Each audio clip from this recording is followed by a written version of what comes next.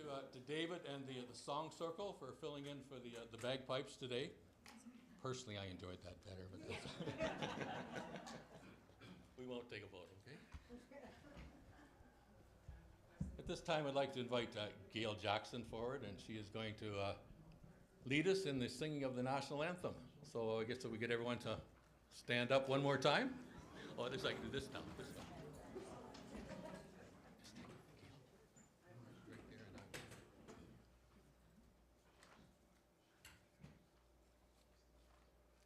First of all, I'd like to thank Dorothy Abbott for inviting me here.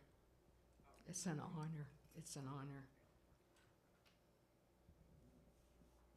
You all ready? Oh, Canada, our home and native land, true patriot love in all of us command. With glowing hearts we see thee rise, the true north strong and free. From far and wide, O Canada, we stand on guard for thee. God keep our land glorious and free. O Canada, we stand on guard for thee. O Canada, we stand on guard for thee.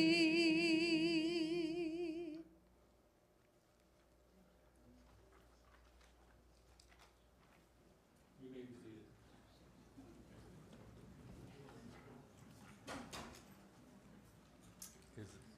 Is my voice coming through on this? Is it? Okay. No? No. Oh, I just have to hold it right then, okay. Well, Gail, thank you very much.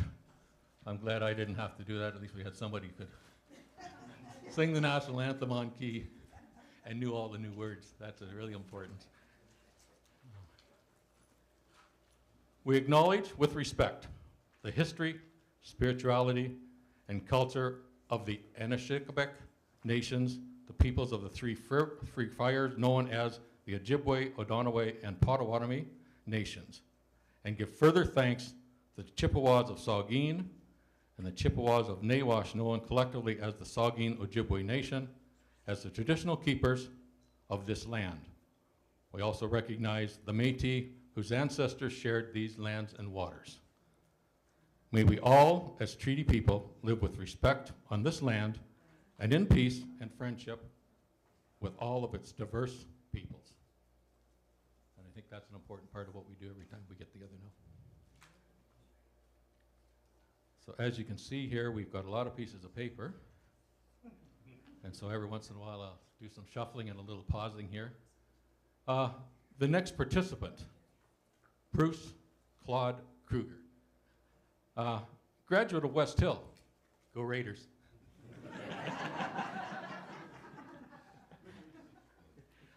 Former OPP officer, retired since 1977.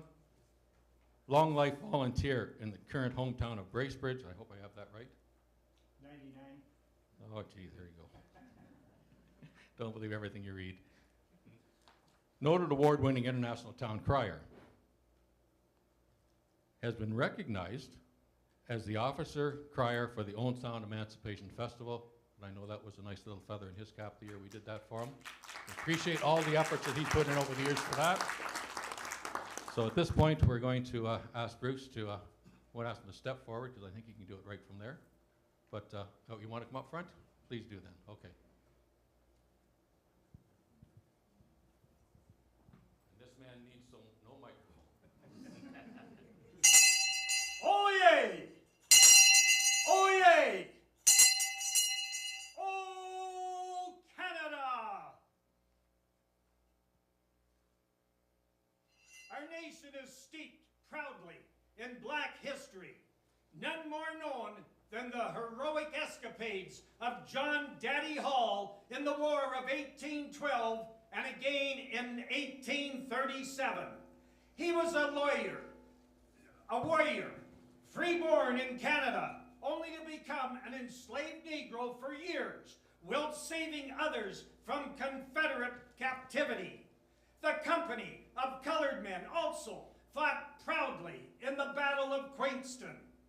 Yes, thousands of black citizens have proudly fought in battle during World War II, the Korean and Afghanistan wars, plus many other world conflicts. Sadly, during World War I, men of color were extremely limited in their duties as soldiers. Were they not honorable enough to serve in combat and possibly die for their country like white soldiers? They realized that freedom was not just a matter of personal pride. It meant the liberty of their nation. In defense of Canada during 1916, the largest black contingency known as the No. 2 Construction Battalion was created with over 800 sworn to service. Disgracefully, this Nova Scotia-based black battalion was denied combat positions and thus relegated to support duties only. They were clearly segregated from white soldiers who were permitted into battle. Although they denied the right of combat for our nation, these brave men heroically performed serious supportive roles in France, constructing and preserving frontline trenches. In spite of disgraceful prejudices, this No. 2 Battalion continued their patriotic duties by building roads, maintaining supplies, and rail transportation. But eventually, men of color went on to serve with distinction at Vimy Ridge, Hill 70, and Passchendaele, beside their fellow white soldiers. A post-war memorial was erected at Pictou, Nova Scotia, dedicated to the memory of the No.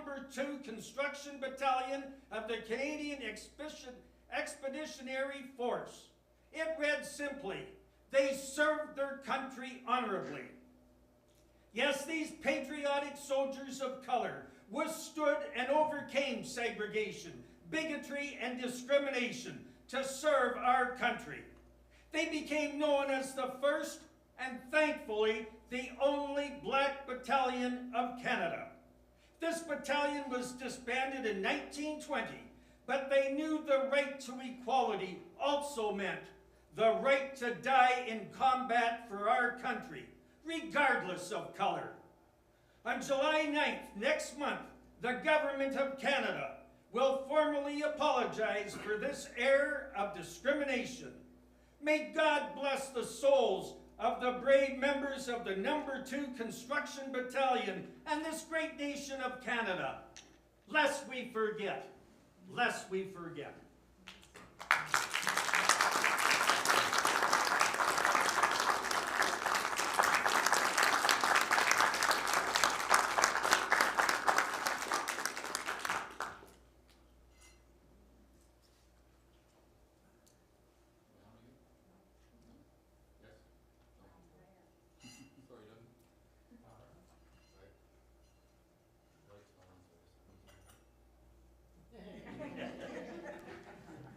Gonna be a long day.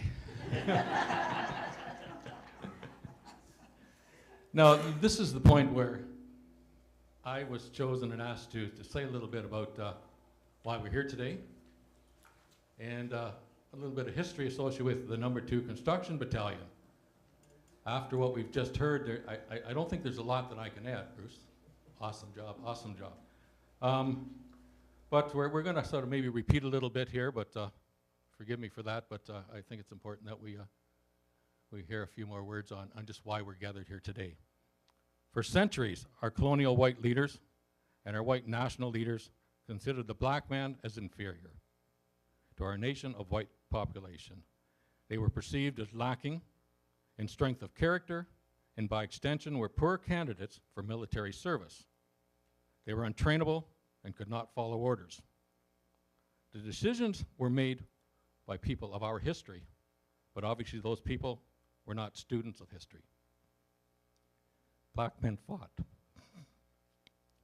excuse me, with the British Empire during the American Revolution and the Loyalist soldiers. Black men served in the Union Army during the Civil War. They fought alongside Canadian settlers, British troops, and Native brothers to protect our borders in the War of 1812. And during the lengthy Indian Wars in the United States, the Buffalo Soldier was considered the most fierce.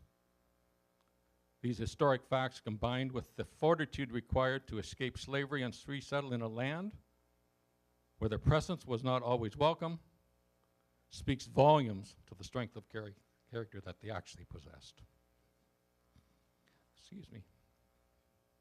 The outbreak of World War I emphasized the fact that little had changed in our nation's racial discriminating policies towards blacks being accepted for military service. While some recruiting stations did allow blacks to enroll in white units, as a practice, the policy was to reject them solely based on their color. Finally, bowing to political pressure and the personal appeals of many black men to serve, the No. 2 Construction Battalion was formed in July of 1916. This was an all-black battalion, except, of course, for the officers. And they served as laborers only. And as has been previously mentioned, they dug ditches, they maintained roads, they did latrine duty, and they did burial duty, and in fact ended up serving as best they could, but mainly in a janitorial position. At the end of the war, they came home, they were forgotten, and in 1920, it was disbanded. For the next 100 years, little consideration was given to these gentlemen who only wanted to serve the country. In February of 2016, and Dorothy, you and I were there for that, they unveiled the Canada Post stamp in February of Black History Month to honor the men of the No. 2 Construction Battalion. Sorry, you're okay. Yeah, is there a copy? Okay, the people can see that because that's, I think I still have mine at home too that we saved from that. Never ad lib. You got to find your line again, sorry. On July 9th of this year in Truro, Nova Scotia, an official apology, or actually an official recognition of Canada's racial discrimination against black men for the armed services will be accompanied by an official apology for that act. The apology will be issued to the No. 2 Construction Battalion, but should be interpreted to include all black men for the way they were treated during their attempts to be soldiers and while they were soldiers for the Canadian Armed Services during the First World War. My final personal comment on this subject will be the use of a vernacular term that I hope you forgive me for. It's about frigging time. I'm a little sorry to those who may be a little offended by that. By the same token, at the end of the day, the adult non-edited version will be on a t-shirt for sale at the end of the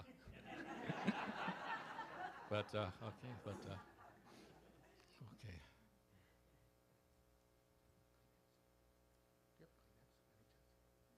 I'm sorry, folks. Does everybody have a Kleenex? This is kind of embarrassing, but it could get more so. Okay, I'll just carry on here for now. As you can see, we had our march in.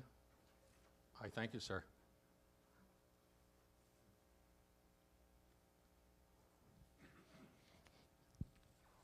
And we had a number of dignitaries which are sitting up front here today who have graciously, thank you, agreed to be part of our afternoon session here.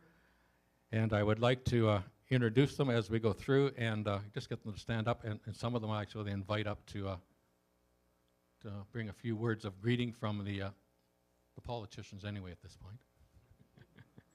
It was nice that you agreed to come with us. It's not even an election year for both of you, so I think that's really special that you would do that and join us, okay? Thanks. I wasn't going to say that, but what the heck, eh? You go for it. So the first person I was supposed to introduce is Scott Buchanan, but Scott didn't quite make it today, so that's why we had the singers. So again, David, thank you.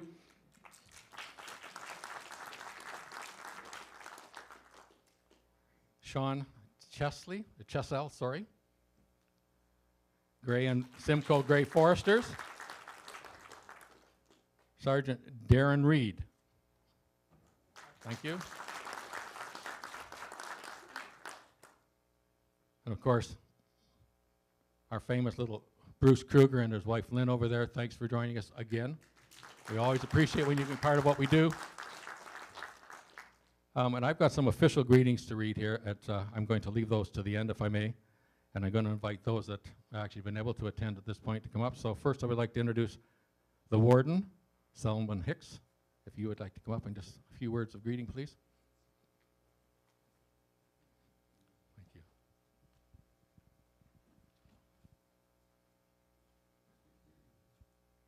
Good afternoon, everyone. Can you hear me? Yes. So good afternoon, everyone. Good afternoon, everyone. Good afternoon. There we go. There's love in the room. I knew it. Before I actually begin what's written here, and as a politician, you're supposed to stick to the script because you get into trouble when you go off script. But I'm going to go off script. It's so nice to be here this afternoon. And as I came in and I watched the Air Cadets, and I was reminded of being an Air Cadet. I was actually an Air Cadet. And I rose to that great rank of leading Air Cadet. For those who don't know, you get the rank of leading Air Cadet for simply signing up. So, but I was in the marching band, and I played the snare drum, and those were very good times. I'm also very happy to have had some discussions. One of the things that I'm interested in is the intersection between Indigenous history and Black history, because my understanding is that there's a very powerful and fascinating story there. I don't know enough about it. Frankly, I'm embarrassed to tell you I don't know a lot about Black history. So I'm on my journey to learn, but I'm particularly interested in that. My understanding is that there will be some information coming to me with respect to that little story around Indigenous and Black history and that intersection. Let me go on script now, if I may. Sorry, time's up.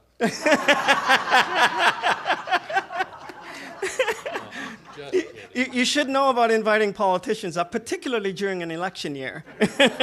We're going to take advantage of the opportunity. You have to know that. So, hi, I'm Selwyn Buck Hicks. I like to be called Buck. That's my nickname. I'm a warden for Grey County, and I want to thank the Grey County Black Heritage Society for inviting me to be a part of today's important event. I'm proud to be here on behalf of Grey County Council to help honor the memories of those who served in the No. 2 Construction Battalion during the First World War. The First World War had a lasting impact on Grey County as a whole, its people, and our communities. The local men who volunteered to join the No. 2 Construction Battalion not only participated bravely in the war effort, they had to fight for their right to do so, preserving through prejudice, hate, and unfair treatment in order to serve with their fellow Canadians. The members of the battalion, their families, and their descendants deserve respect and gratitude for the sacrifices they made to serve Canada. Thank you to the Grey County Black Heritage Society for organizing today's events, ensuring we continue to tell these stories and recognize those who gave so much in service of our country. On behalf of Grey County, I extend my sincere thanks to all members of the battalion, those from Grey County and those from across Canada, to their families, and to the veterans across the country. Thank you for your service. Thank you for your sacrifices, and we will not forget. Thank you.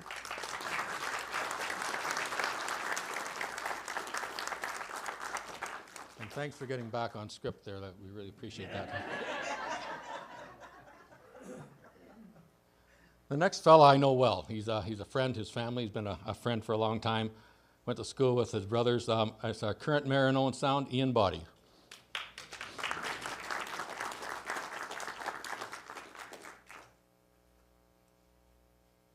So it's always difficult to follow Selwyn, or Bill Walker was kind of like that for a couple of years. And whatever happened to that Bill? He seems to be gone. Congratulations to everyone involved that has pulled this together. Selwyn and I were both at a conference last week, and it was Great Lakes and St. Lawrence Cities Initiative, and it was about environment mostly, but it was in St. Catharines, and part of the tour was going through the museum in St. Catharines for the Welland Canal. And then there was something for lacrosse, which is got me pretty excited.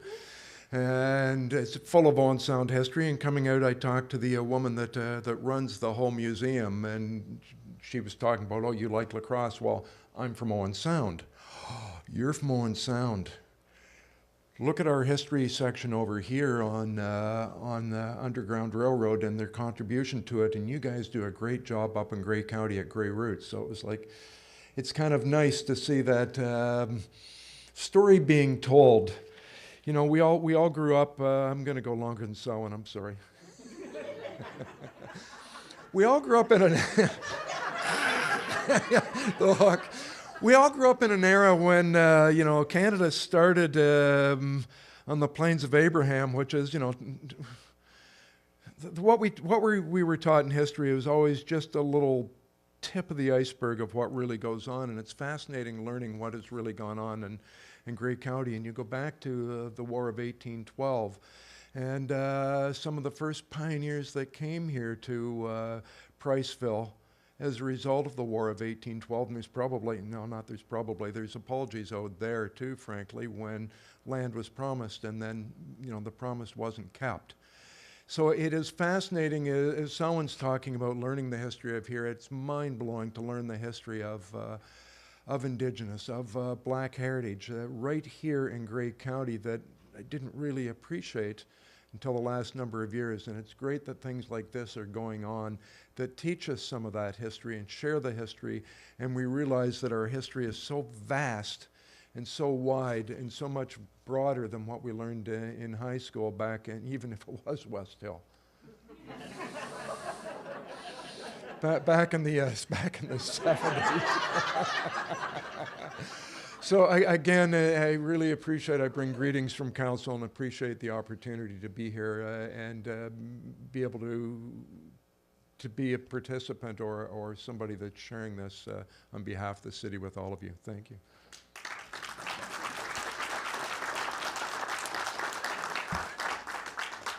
Oh, it's going to be a long day. Our next presenter, and bringing greetings, will be Dwight Burley, Mayor of Georgian Bluffs. Or if I went to the revised sheet, Sue Carlton will be speaking officially for that. Thank you.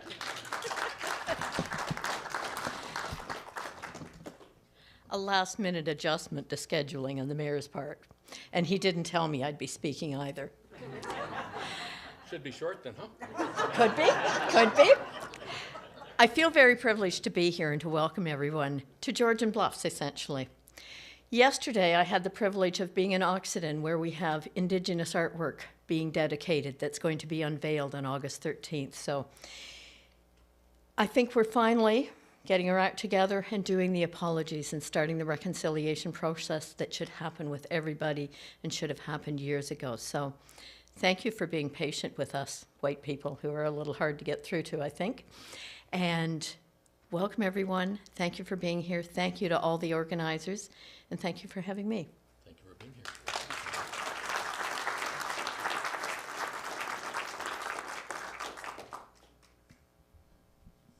I just got to meet this fellow today. He was standing in front of me when we were lining up to come in here. The mayor of Georgian Bluffs, the mayor of Southgate, wrong line, John Woodbury.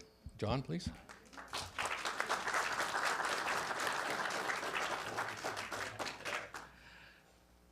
Thank you. Just to set the bar, I will be shorter than Ian, so that's with this. First off, I would like to thank our military personnel that are here for your service. I come from a military family, both First World War, Second War, Korea, and personally, that's one of my things is I don't think we thank you enough. So to start there.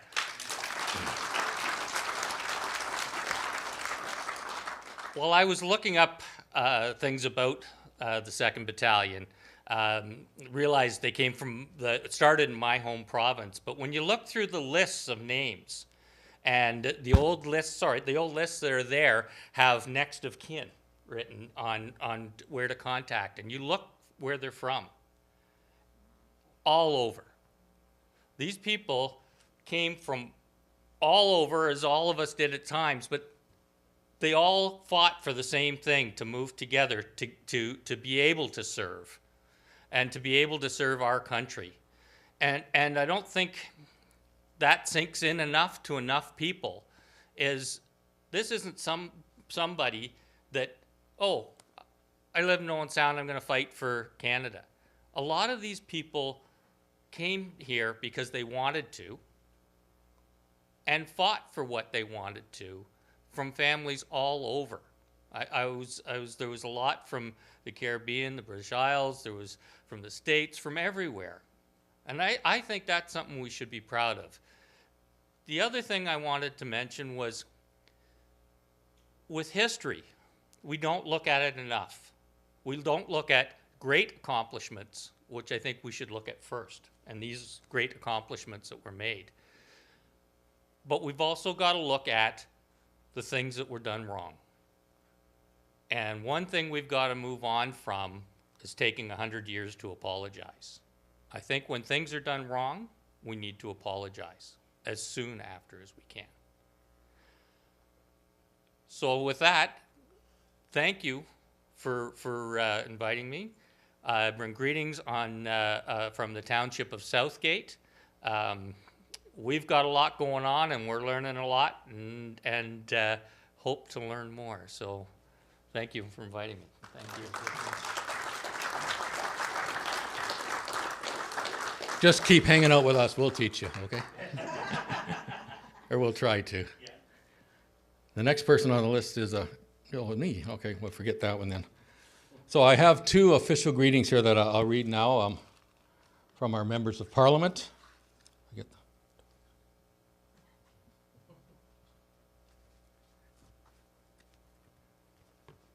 I was hoping Alex was going to be here today so we could give him a few political digs and tell a few stories about his youth. You know, it's always nice to be able to share stories of the youth of our politicians, if we can embarrass them that way. So from the office of Alex Ruff, today I wish to thank you for extending an invitation to me to attend today's event as you honor the brave and courageous volunteers of the No. 2 Construction Battalion, which Black Canadian volunteers have contributed to. I regret that I cannot be here today. Well, we're sorry you couldn't either, Alex. The No. 2 Construction Battalion was the largest black unit in our nation's rich military history. With an eagerness to serve king and country after many faced rejection from Canada's infantry forces, many black volunteers stepped up to assist the Canadian efforts in the First World War through an often underthought of type of service, wartime construction. This demonstrated the strength and the resolve of Canada's black community that despite their unwarranted rejection, they still found a way to make a difference during this pivotal period in Canadian history. The battalion was comprised of, and here's a different number, but anyway, 595 men, and sadly 29 perished during the effort. In an effort to demonstrate our nation's remorse for the wrongs these men faced, the federal government will be delivering an official apology on July 9th, 2022 in Truro, Nova Scotia.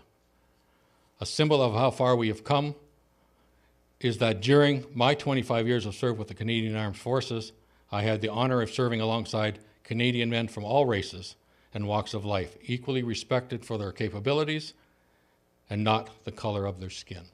So I think that that's a nice message from Alex, and it's too bad he couldn't have been here to be a little more eloquent about with his words. The next one is from our MPP, Rick Byers, newly elected, and his schedule just had been set beforehand before we finally got to him, so he is unable to attend. To the Board of Grey County Black Heritage Society and attendees at today's event, thank you for your invitation to attend I regret that I have a scheduling conflict that makes it unable for me to be there. I am pleased to bring greetings on behalf of the province of Ontario and to pay tribute to the No. 2 Construction Battalion. I will confess to not knowing much about the battalion before this invitation, but as I read some of the history associated with the extraordinary group of warriors, it is clear to me that the No. 2 Battalion story is one of true courage, resilience, and determination. It is a story that is relevant today as it was 100 years ago, and it inspires us all to work towards building a better world for us all. Okay.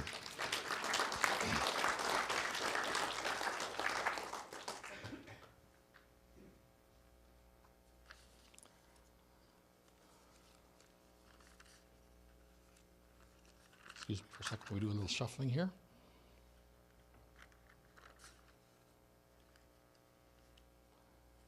So I just want to introduce a few more people here, all of whom will, of course, be speaking a little bit later on, but we'd like to recognize their presence beforehand. And our keynote speaker will be the Honorable Dr. Jean Augustin. She will be with us later. Also joining us will be Dorothy Abbott, the chair of the Grey County Black Heritage Society. Anthony Sherwood is here today with his lovely wife, and he will be giving some of his personal story as his involvement with how we arrived today and his personal history associated with the battalion. David Alexander, local historian, is here with us today, and I look forward to hearing his words from a military historian point of view. We've talked a little bit on the phone. Reverend Samuels will come up, and we're trying to decide what to be. Well, she will give greetings. Not a blessing, because it was going to be a blessing. We thought maybe we should have had that at the very first to make sure everything went well, but and so we'll move on from there. So I think that takes care of those housekeeping rules at this point. So we'll just excuse me while it's very interesting to see those that are up here that have nice tight pages. I'm an old-fashioned guy who uses the pen, plus my printer wasn't working, to tell the truth, so. Okay. So the next person I would like to just briefly mention, and we've already introduced him, but we'll kind of get him to stand up here in a minute, was Anthony Sherwood. Met Anthony a few years ago when he came to be a guest presenter at several of our speakers forums for the festival, the Youngstown Emancipation Festival. He's an award-winning actor, director, producer, playwright, and author. It's a lot of jobs, couldn't hold one, eh? Sorry. He's a seventh-generation African-Canadian from Nova Scotia. Along with the aforementioned accomplishments, he is a social justice and human rights advocate. His efforts resulted in a letter of congratulations from Nelson Mandela. Now, there's a lot of other stuff involved with the intros here, but I picked that part of it to share with you because I think that was the one that impressed me the most. There's lots of titles here. And if I was, in fact, to read off everything that this man has done, it would take me longer than we're allotting him time for in the schedule to do his presentation. So we'll move on. One of the things that I did sort of notice as I was preparing my notes was that there were at least two things that Anthony and I shared. And one of them is quite obvious, and that's that we're both handsome devils. Just well, man, anyway. I couldn't help myself, sorry. And the second thing is, always. The second thing is that we both have a family connection to the No. 2 Construction Battalion. So I think that's a very nice little thing to share. So at this time, I would like to introduce Anthony Sherwood, and he will come up and discuss his association with the No. 2 Construction Battalion and whatever else you like to do, sir. The politician got to talk forever, so he might as well.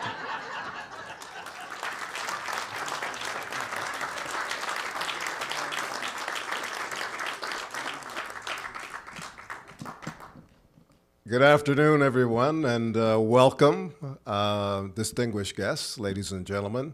mayors and deputy mayors of surrounding cities, members of the Canadian Armed Forces, the Honorable Jean Augustine. It's a pleasure to be here. This is a glorious day. This is truly a day to celebrate justice and to celebrate equality, to recognize the contributions of those forgotten, to pay tribute to unsung heroes, and to acknowledge the wrongs that have been committed to members of the Black community. I'm delighted to be here, and I want to thank the Grey County Black Heritage Society for inviting me to show my film. I want to thank members of that committee, Dorothy Abbott, Jane Gibson, Barry Penhale, the very handsome Blaine Courtney, and all those. We're here to celebrate the Government of Canada's official apology to the Black soldiers of the No. 2 Construction Battalion, Canada's one and only all-Black battalion. And I was delighted that the Grey Roots Museum invited me to show my film, Honor Before Glory, which is based on the war diary of my great-uncle, William Andrew White, who was the chaplain for this all-Black battalion. And when I first read his diary, it blew me away because he wrote everything that he saw. He wrote every day in the diary, and he wrote how those Black soldiers were treated. And it inspired me to tell his story in the film. Being a Baptist minister, he had a wonderful command of the English language. He had this amazing ability to transport you back in time by painting these vivid images with these poetic and eloquent words. And it truly inspired me to tell his story. When I read his diary, I could feel the pain and torment in his words. And I offered, and it was the only diary he ever wrote in his life. And I said, why did he write this diary? And I believe he wrote the diary because he wanted somebody to tell his story. And that's the reason why I decided to do the film. The film has taken me all around the world. I was invited, in 2018, I was invited by the government of France for the 100th anniversary for the end of the First World War for the erection of a monument to the Black soldiers, Canadian Black soldiers who died in France, and had an opportunity to present my film there. Just this past March, I was in Barbados to present my film because I discovered that there were 42 members from Barbados who were part of that battalion. Now, someone mentioned while they were up here that the soldiers came from all across Canada, the United States, all over the Caribbean. This is truly an international story. And now that these other countries who are aware of this apology by the government are actively involved in searching for descendants of those soldiers. When I was in Barbados, they are actively involved in Barbados looking for descendants who are a part of this battalion. Today, I serve on the National Advisory Committee to the Government of Canada for their formal apology. And to date, we have over 500 descendants who will be attending the apology in Truro, Nova Scotia. And they come from all across Canada and the United States. So this is truly a momentous occasion. When I produced the film, Honor Before Glory, I had no idea that the Government of Canada would make a formal apology. As someone mentioned, it took over 100 years. But I'm extremely grateful that they did. And I know that my great uncle is extremely grateful that they're going to make this apology. As mentioned, the apology is happening on July 9th in Truro, Nova Scotia. Truro is where the soldiers were trained. I will be there. The Government of Canada has asked me to be the MC for that event. And I'm truly honored that I've been approached to be a part of that ceremony.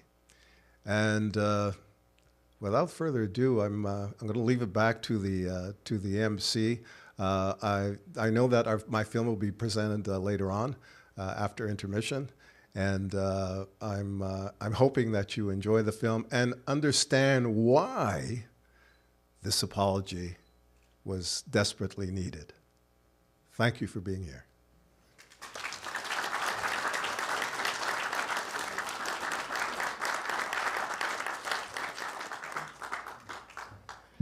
So is there any chance that you need to go back to the Barbados with an assistant to do some more research?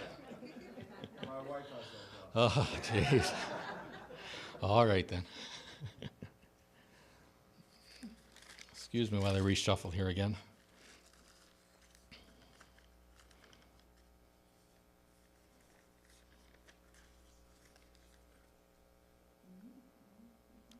This afternoon, we're very fortunate to have the Honorable Dr. Jean Augustin as our main speaker.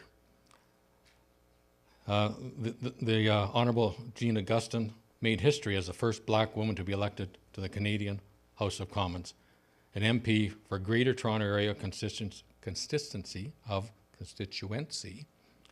Etobicoke and Lakeshore. It was behind the historic motion to designate February as Black History Month in Canada. That in itself is quite a feather in anyone's cap. Yeah, quite a feather. She was appointed as the first ever Fairness Commissioner for the province of Ontario, where she set new regulatory standards for clarity, openness, and streamlined access to employment conditions for foreign-trained professionals. She has achieved continued success as a politician, an educator, and an advocate for social injustice. Funding annual scholarships and empowering young entrepreneurs, Dr. Augustin continues to expand her legacy. One of the, and I will have to admit that I've only met her a couple of times, and we've really had the honor to joke with each other, to catch up on old times. But yeah, I do know that she has become good friends with Dorothy Abbott and has been at the Emancipation Festival, participating in events and supporting that effort for a number of years now. And we certainly appreciate that, ma'am. We do. So at this time, I would like to turn the microphone over to Dr. Jean.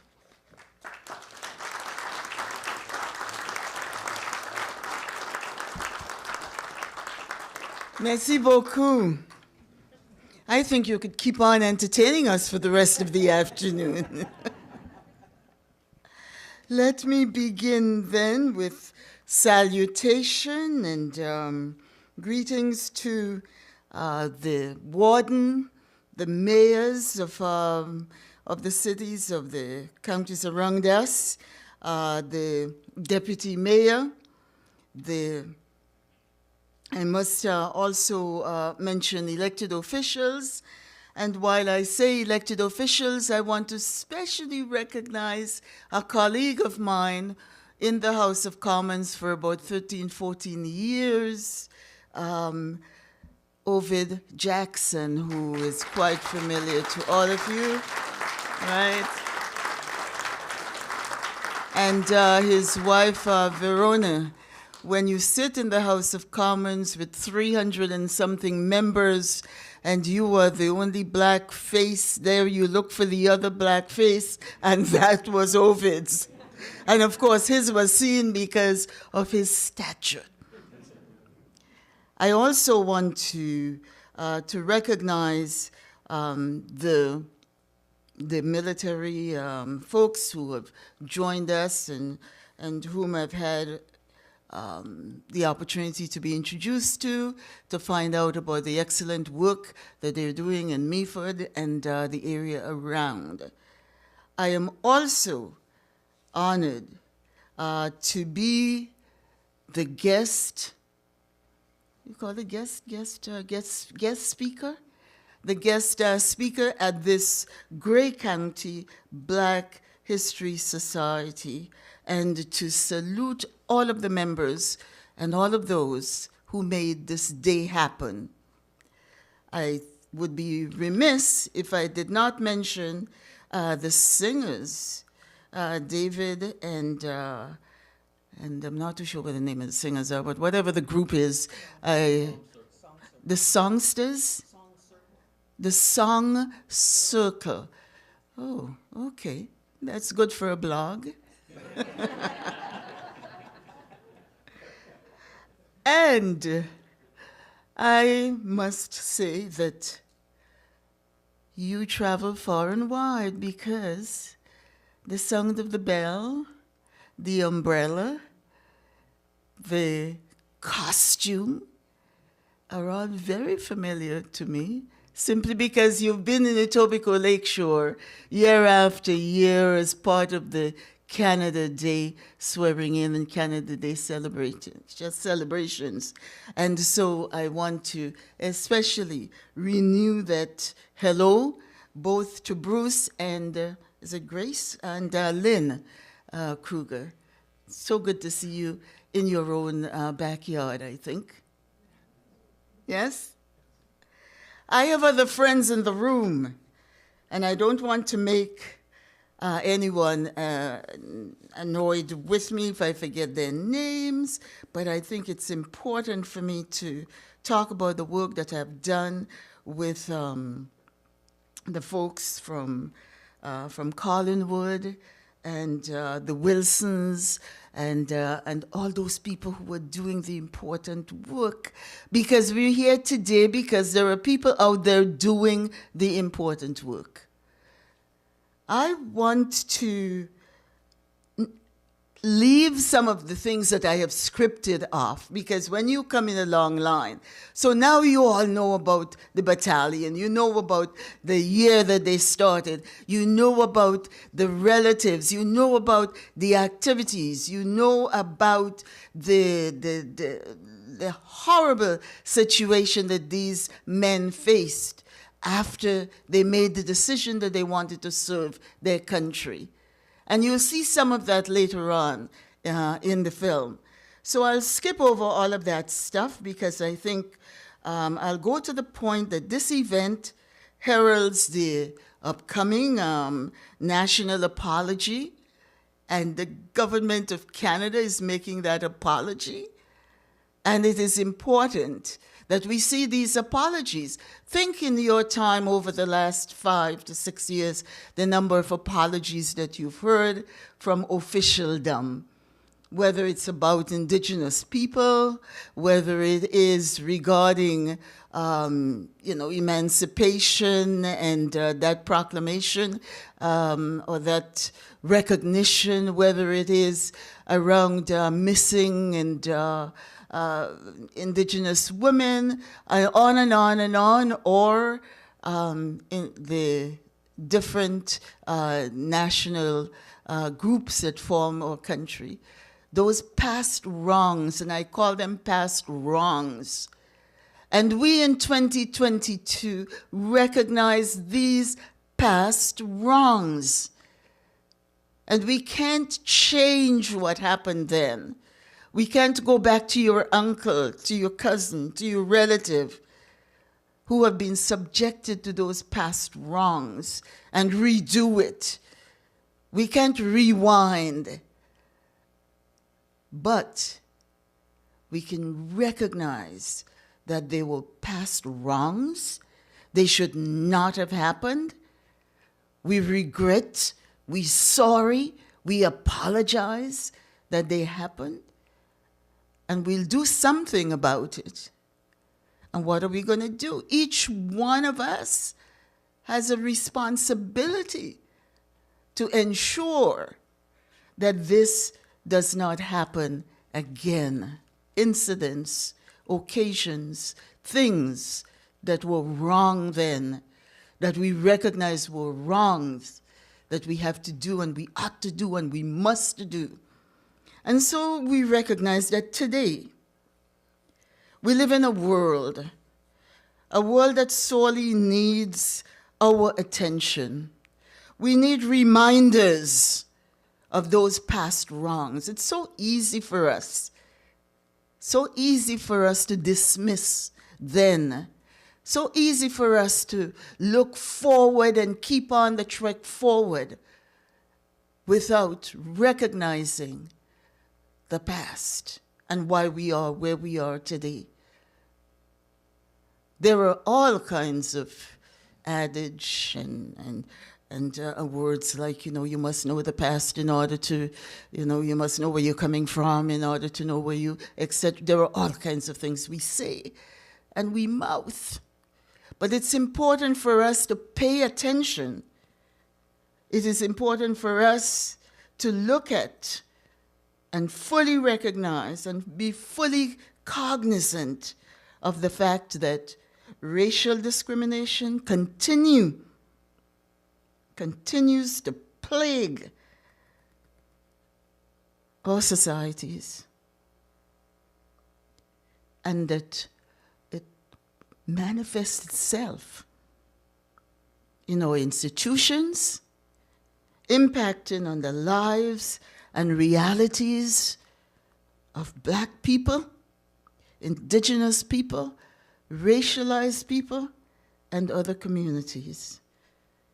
And so for us in 2022, dismantling systemic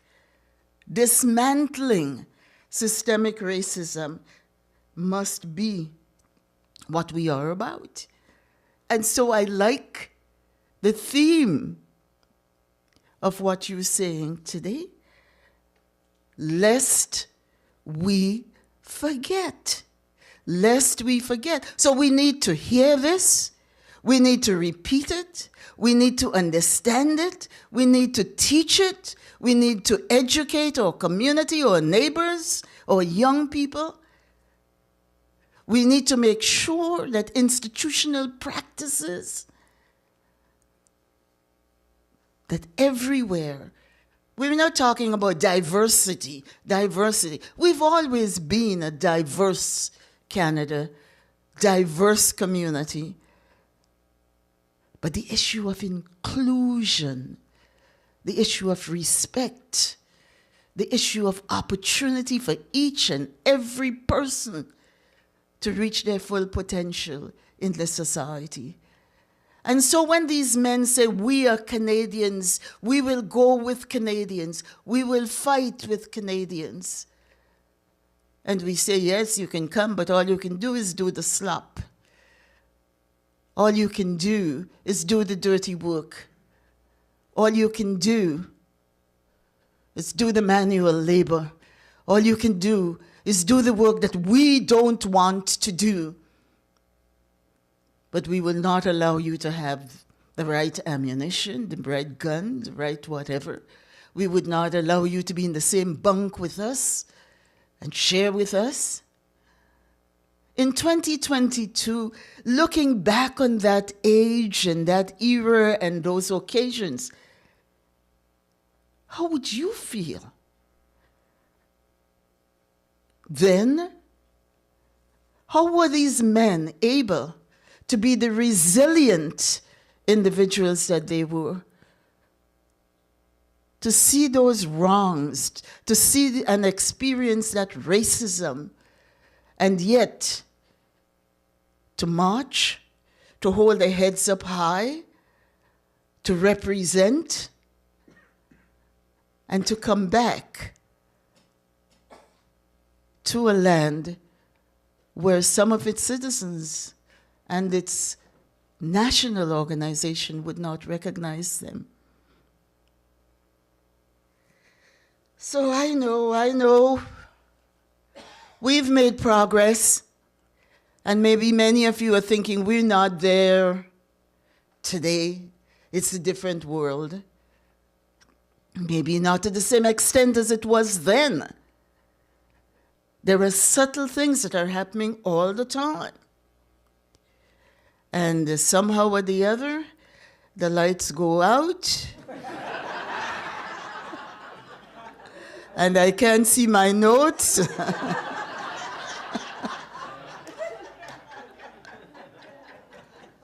Okay, the devil made you do this, right? Progress has been made, yet indigenous people, indigenous peoples, racialized communities, religious minorities, all of those things in Canada, all of those continue to happen, continue to be affected by racism and discrimination every day. Every day. We read the statistics. The Globe and Mail carried something a while ago that showed that racism and hate crimes are on the rise. On the rise. And they showed 37% on the rise. Islamophobia. There is that gay pride parade taking place downtown where they have to have security. Members of parliament are now going to be given buzzers or warning buttons, whatever they're called, simply because we know that in the society we are moving in one direction. At the same time, the reality of who we could be, should be, ought to be, we're not there yet. And so the lest we forget, and we say it all the time, lest we forget, never again. And then we forget that we said lest we forget. And we say never again, but the word never doesn't seem to, or the never again just seem not to connect together, the never and again. Because we see some of those behaviors still occurring. And so, never again in your program today should help all of us to recommit our efforts to combat all forms of racial discrimination, all forms of injustices, all forms of systemic racism and hate, so that we can ensure a world where everyone is respected, everyone is safe, everyone has equitable access to contribute meaningfully to all aspects of society. We must keep all of those celebrations, all of those memorializations, all of those opportunities to reflect and be supportive of all efforts to do that. Because our young people must know, I was in the education system, and I taught social studies for years and years and years. I taught nothing about treaties and land claims. I taught nothing. And then when I say I taught nothing, I meant there was nothing in the modules that were given to me to teach about Black African Canadians or history, the generations that have been subjected to racism in the society. We taught a little bit about the Underground Railroad, but guess where it ended? In Toronto. And so I had to learn from Janie and from all these people that, oh, no, it came all the way. I had to learn from the Wilsons. Oh, no, there were stories out here. And we have to do this. And so each one of you who know must teach. Each one of you who, that just reminded me off the cuff, I had a conversation with a very important prime minister, not the present sitting one, about the fact that we had slavery in Canada. And he told me, no. I said, yes. And because he was in the power position and I wasn't, I sent my staff and we got him all kinds of books including Afua Cooper's The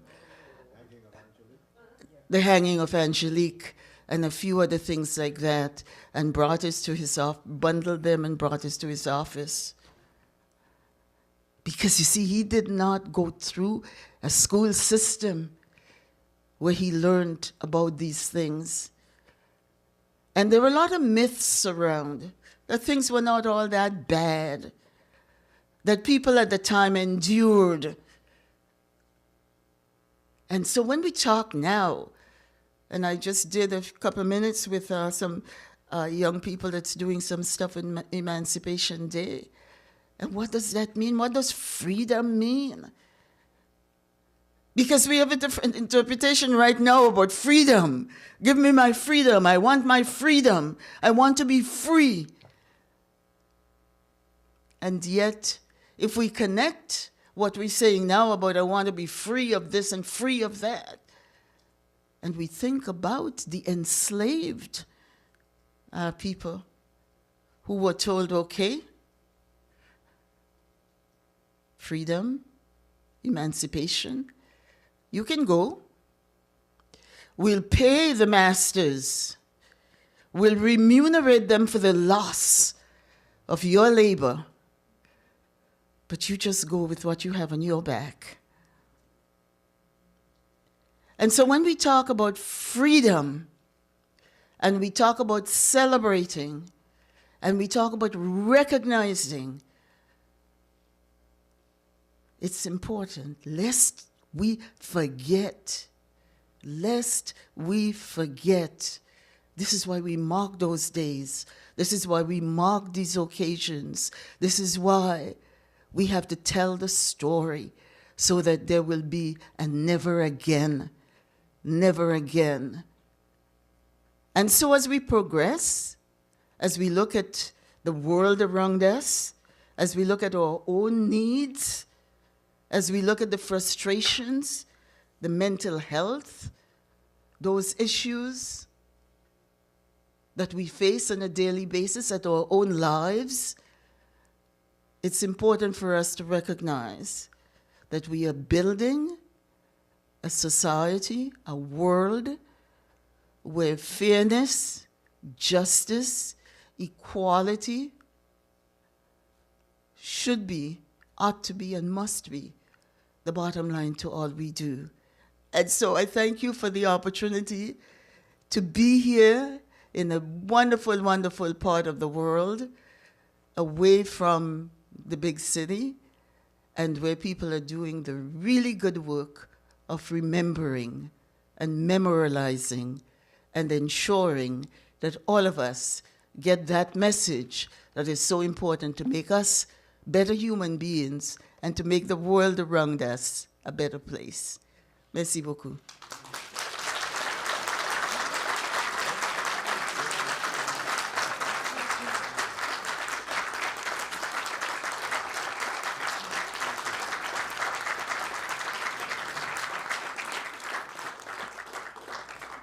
I'm glad you could reach that because I was going to have to embarrass myself by trying to get down there.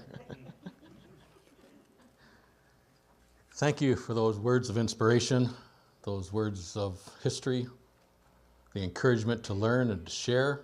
Those are all important aspects in the journey that we take to share our history and to better ourselves. So thank you very much. We heard this group just a little while ago. There they are standing at the back, all excited to participate in today's event. So without any further ado, I'd introduce you or turn you over to David Sarita and the Song Circle. Thank you.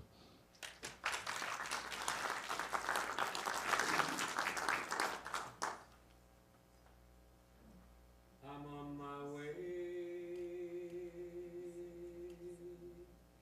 to Canaan land. I'm on my way to Canaan land. I'm on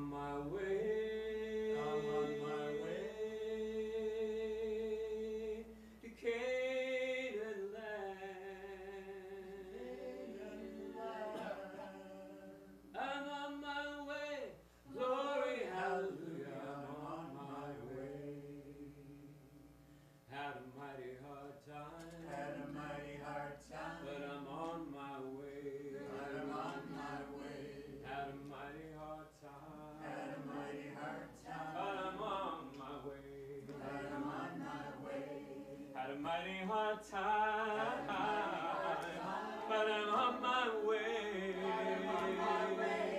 I'm on my way. Glory, hallelujah, I'm on my way. I'm falling and rising, and I'm on my way. I'm falling and rising, but I'm on my way. I'm falling and rising, but I'm on my way. I'm on my way. Glory, hallelujah, I'm on my way. If you won't go, don't hinder me. If you won't go, no, don't hinder me. If you won't go, no, don't hinder me. I'm on my way. Glory, hallelujah, I'm on my way. I'm on my way. And I won't turn back. I'm on my way. No, I won't turn back. I'm on my way. Hey, hey, won't turn back. Oh, I'm on my way. Glory, hallelujah, I'm on my way. I'm on my way. To Canaan land. I'm on my way. Here to Canaan land. I'm on my way. Hey, to Canaan land. Oh, I'm on my way. Glory, hallelujah, I'm on my way. I'm on my way. Glory, hallelujah, I'm on my way. I'm on my way. Glory, hallelujah, I'm on my way. I'm on my way. Glory, hallelujah, I'm on my way.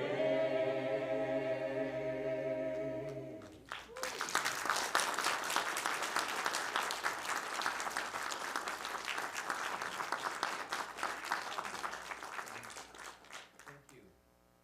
Thank you so much. Everyone who has spoken has said so much that speaks to the songs that we've chosen. The songs, three of the songs are spirituals, and I cannot tell you who wrote them.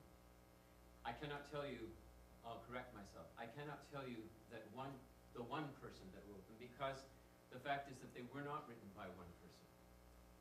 They were written by a community of people. And the community got together and they wrote the songs about their lives because they knew that music was a way to tell a story and to be able to pass it down beautifully in very simple language, very complex and very true human truths, basic human truths. So we are not in Canaan land. People that came here, the freedom seekers who came here, yes, they were free to be here, free from enslavement, but not free to do everything that they wanted to do and that indeed that they should be able to do. So it's that freedom to, the liberation, that's where we need to be aiming for. And these songs speak of that. We're on our way to Canaan land. This is a song that when we sang this 10 years ago at the 150th Emancipation Festival. So that festival predates Confederation by a number of years. People have been gathering, as we know, 160 years this year, I think. And this is a song that I was told when we sang it for the descendants, and what an honor to sing for the descendants of the freedom seekers, because we are singing the songs with you that your ancestors wrote. So we're trying to create the circle in harmony. And this is a song that I was told is sung when someone passes. And this is a celebration, but we have to remember the sacrifice. And in celebration, we sing this song for the first part of our time with you. And we invite you to sing along if you would like to sing along.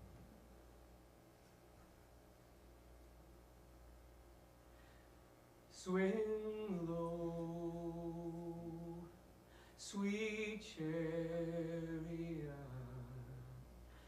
coming for to carry me home.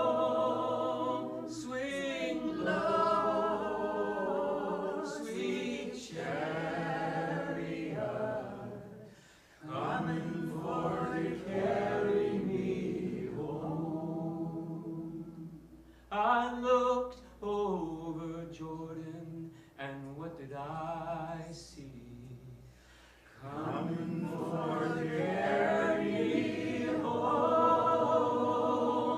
Saw a band of angels coming after me, coming for to carry me home. Swing low, sweet chariot, coming for to carry me home.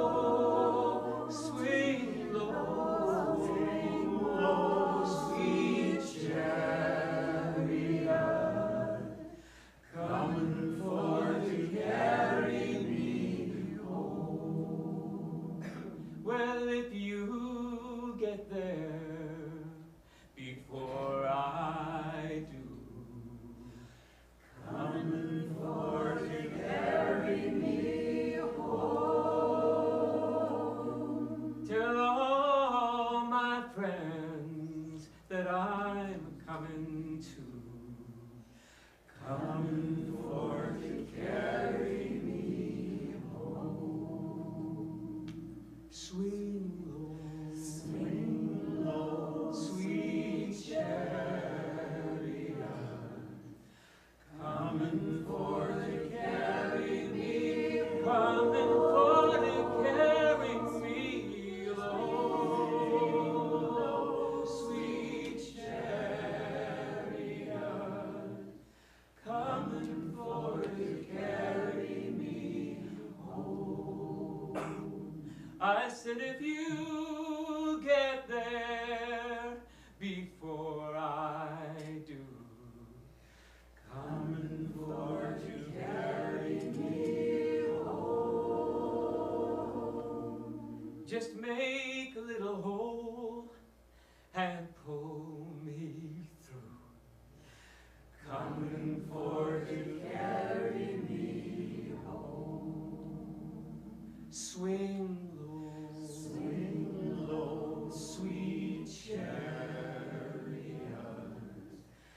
coming for to carry me home. Swing low, sweet chariot, coming for to carry me home. Swing low, sweet chariot, coming for to carry me home. Swing low, sweet chariot, coming for to carry me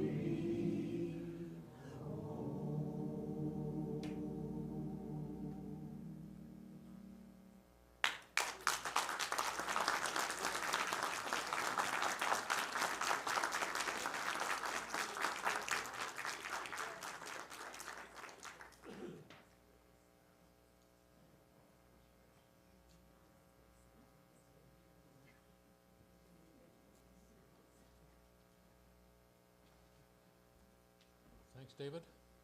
Thanks to your song circle. We appreciate having you here today, and it's always nice when you can participate in any of the events that we host. So again, thank you very much. Today's event is being co-hosted by the Grey County Black Heritage Society and a wonderful partner, Grey Roots Museum and Archives. And over the years, there's been a special connection between the facility here and any organization that's involved in putting on an event that honors and tells the stories that are involved with our Black history, local Black history in particular. The new association is a relatively, well, it's new. That's why they call it new, right? And at this time, what I'd like to do is introduce their current chairman, Dorothy Abbott, and she's going to introduce the rest of her team, and then we are going to do what we're going to call a shout out to all of those who are present today who have ancestors that served in the armed services, and in particular those that may have served in the No. 2 Construction Battalion. So at this time, I would invite Dorothy to come up and to take over the microphone and do your thing. Yes, take it over. Oh, you want to stay here? Okay. Yeah. Good afternoon, everyone, and I'm delighted so many people have come out to join us to honor the No. 2 Construction Battalion and all people who served in the military, whether it was World War I, II, Korea, Afghanistan, everything. A lot of people have served, and a lot of people have not been recognized and deserve recognition. Before we go into the honor roll, I would like to introduce the members of the Grey County Black Heritage Society. I am the current chair. I would also like to introduce Pat Lorenzo, who is the vice chair.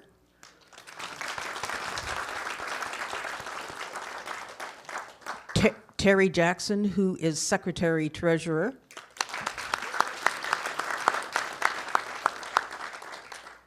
Barry Penhale, who is director.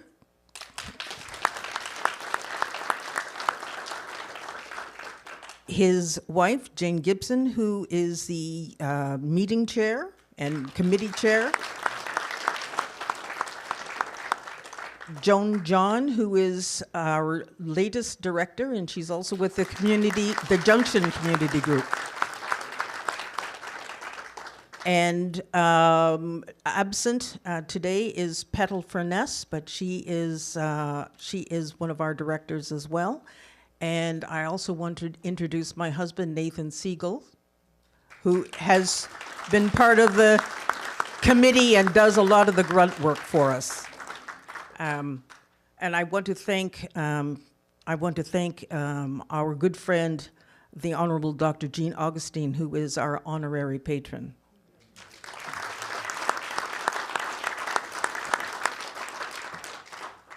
So at this time, Blaine and I will do an honor roll. I think we're going to start with World War II and recognize the descendant families who are in the room, or there are some people that are joining us remotely.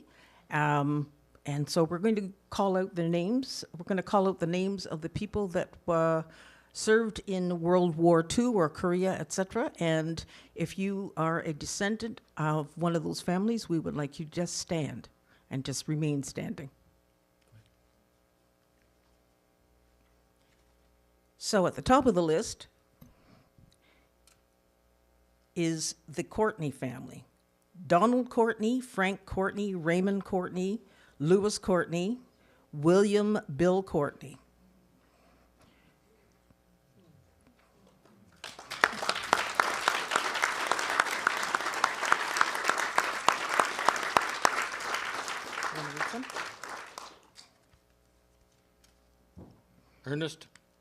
Ernie Earls, Moses Earls, Theodore Earls.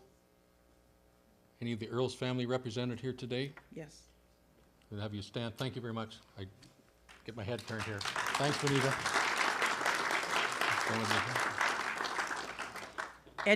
Edward Green, John Green, Norman Green, Herbert Green.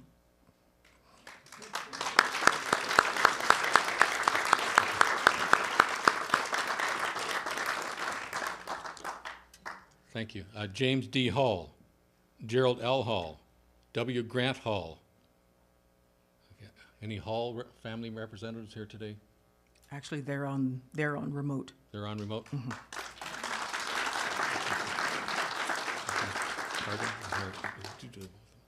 William Harding, Harry Harrison. Okay, you read the job. Beverly C. Johnson, Clarence R. Johnson, David D. Johnson, Douglas M. Johnson, Elwood Johnson, and Wilmer Johnson. Members of the Johnson family. Again.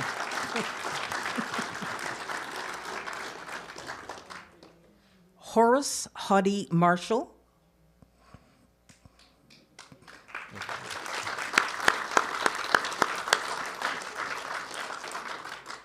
Robert McCarter. I know there's McCarters also joining us remotely. Thank you. Earl M. Miller, Howard Miller, Orville Miller. Thank you for joining us.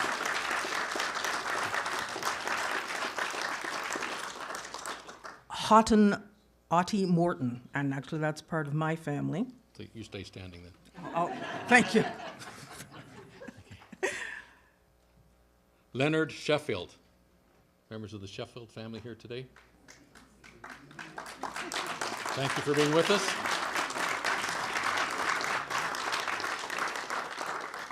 Bill Talbert and Roy Talbert, and once again, their descendant is in Vancouver and joining us remotely. Lansing Taylor. Is there a representative of the Taylor family here? And then Douglas Smith.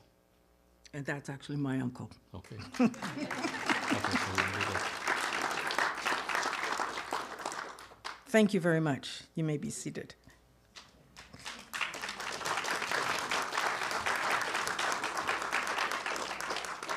And now we're going to recognize people from World War I and the No. 2 Construction Battalion. And once again, we're going to invite some of those family members to just, as they are standing, make a statement about their family.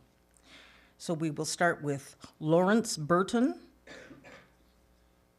Were they part of the No. 2 or just First World War? I don't know. Just First World War. Gail, would you like to say something on, just brief statement? Surprise. Lawrence, he's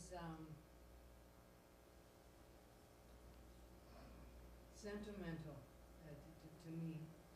He's a well-known, at that time, poem. And he wrote a poem, and it's published in the books, several books. And he had a sad death. I think he was only 20, in his early 20s anyhow. And he overdosed, and was 1919 when he passed. And but I feel something very close to me, and in his writings, and I feel a connection, and what I can say about him. Thank you. Well, we thank you. Thank you, Gail.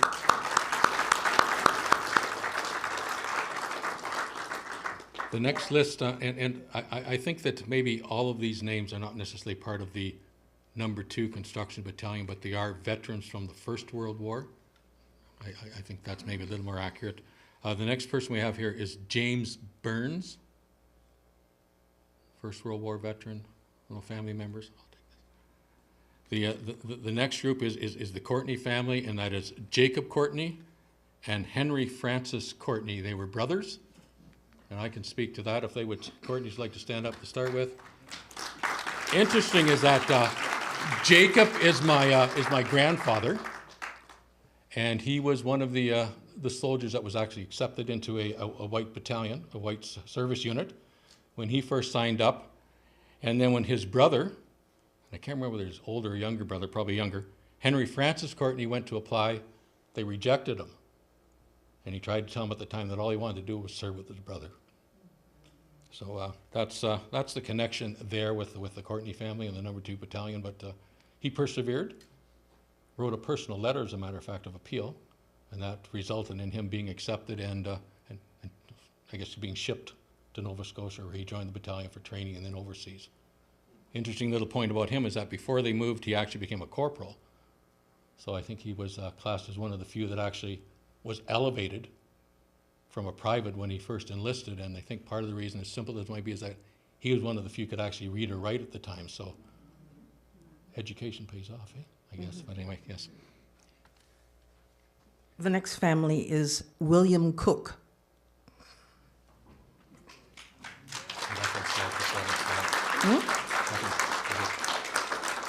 Thank you. Good afternoon, everybody. My name is Sandra Smith. This is my sister Doreen, my brother Norman, my husband Raymond, whose brother was in the Marine War. We come up from Toronto. Norman lives in Ottawa. We have a rich family history on our mother's side. We've been celebrating the history on that side for many years, and we know a lot about that. We did not know so much about the history of William Cook, our grandfather, but I did find out that he left Collingwood. He was born in Owen Sound. He left and then moved to Collingwood. He left his family, including our father, Sanford Cook, and his wife, to go to Toronto to enlist with the 2nd Construction Battalion. And I thought, when I saw it on Ancestry.ca, I thought, how could he leave his wife and all those kids? Why would he want to do that? And you know, the more I hear, the more I come to understand. And by the way, he was 42 years old. And he joined as a cook. And I've come to understand that it was about manhood, masculinity, and wanting to be accepted as an equal. And like this lady's ancestor, he was never the same. He never went back to that family. We never knew him, unfortunately. We've never seen a photo. We keep looking at that photo and thinking, you know, which one is he? But anyway, thank you all for this occasion, this tribute, because I feel proud of him, regardless of why he joined and what he was looking for. So thank you very much. We're proud. Thank you.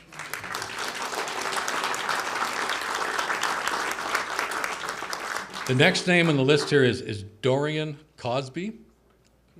Coosby, sorry. It is Cosby? Okay, thank you. Okay. Want to say a few words? Yeah.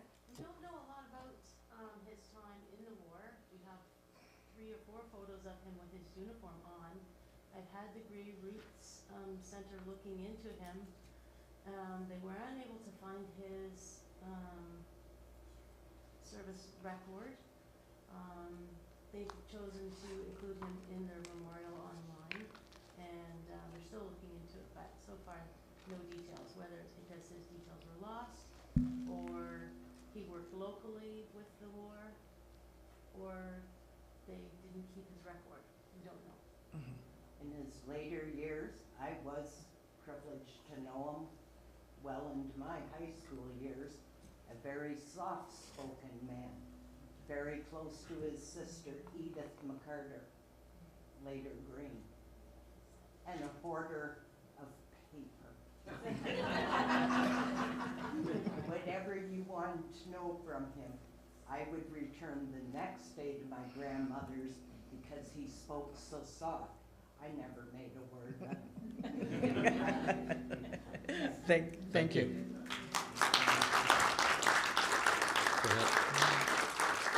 The next names on the list, Reginald Green and Harry Green. You're green. Must be your relatives. Okay. My remembrances of the Green family is my grandfather, my great-grandfather.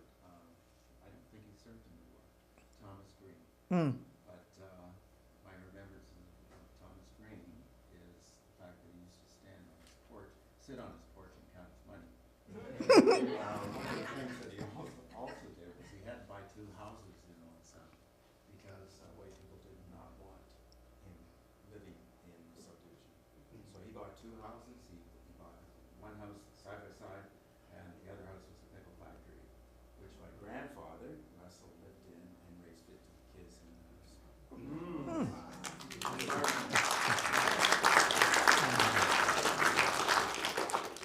I think it's interesting, you know, that one of the reasons that we're taking the time to do this here is that obviously we couldn't do the number of people for the Second World War, but, you know, I think it speaks to the stories that haven't been told. So this is why. So where'd we go? Oh. James H. Hull and Albert Hull. And once again, I believe the descendants are on Okay, remote. All right.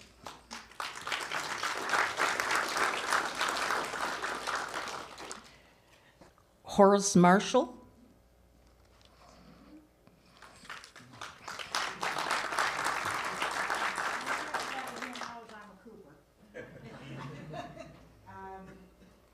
Hottie married my dad's first cousin, Muriel. James Sr., his brother Jack Cooper. His daughter married Hottie.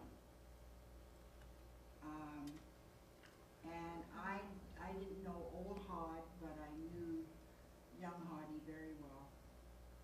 And Hottie and his mom used to come up to Uncle Jack's house, which was right next door to my grandfather's. And they bring the trailer in because there was a pump in the house. And they had to use an outhouse, so they weren't going to do that because they were city slickers.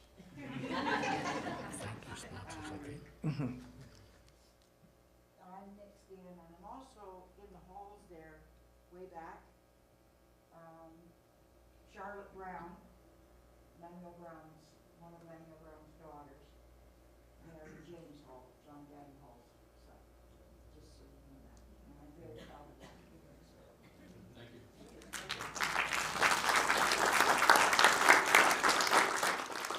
The next name on the list is Josh Miller.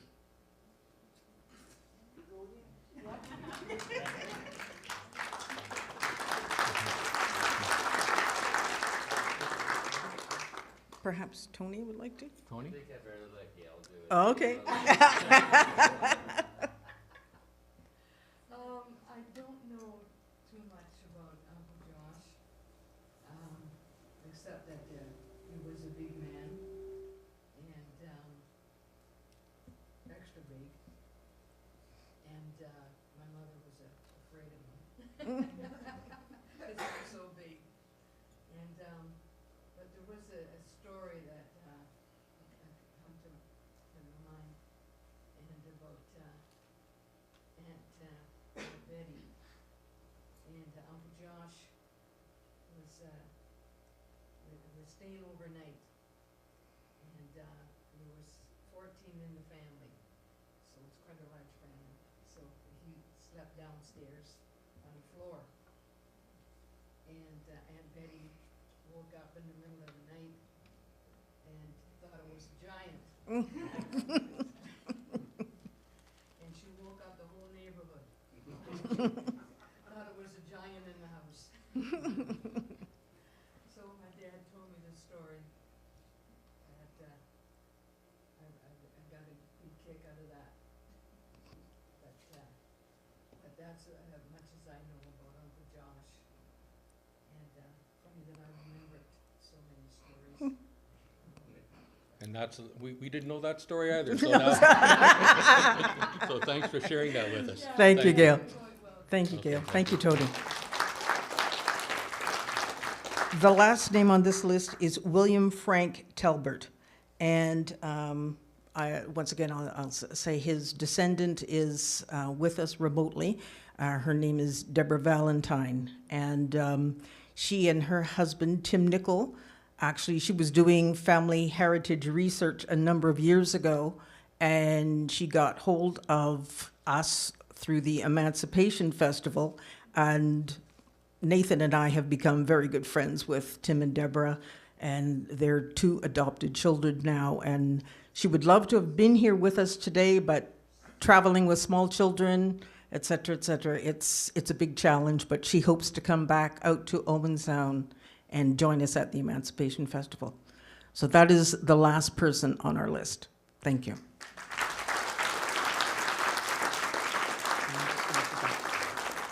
I might just jump in here for a sec. You know, I know Benita is working on, and she's sort of the person in charge of making sure that this is current and as accurate as possible. And I think that there's probably several editions and another one coming out. Absolutely. So I think the other thing that's important is that this list grows, one, because of her efforts and her research, but another reason is that it grows because people step forward and say, hey, my uncle should be part of this, or my grandfather should be part of this. So I think that's important that we sort of take that on as a community to make sure that this list, and when we have these kinds of events, that everybody who needs to be recognized can be. So, Benita, thank you very much for what you do in making sure that this is current, but everybody should be part of that.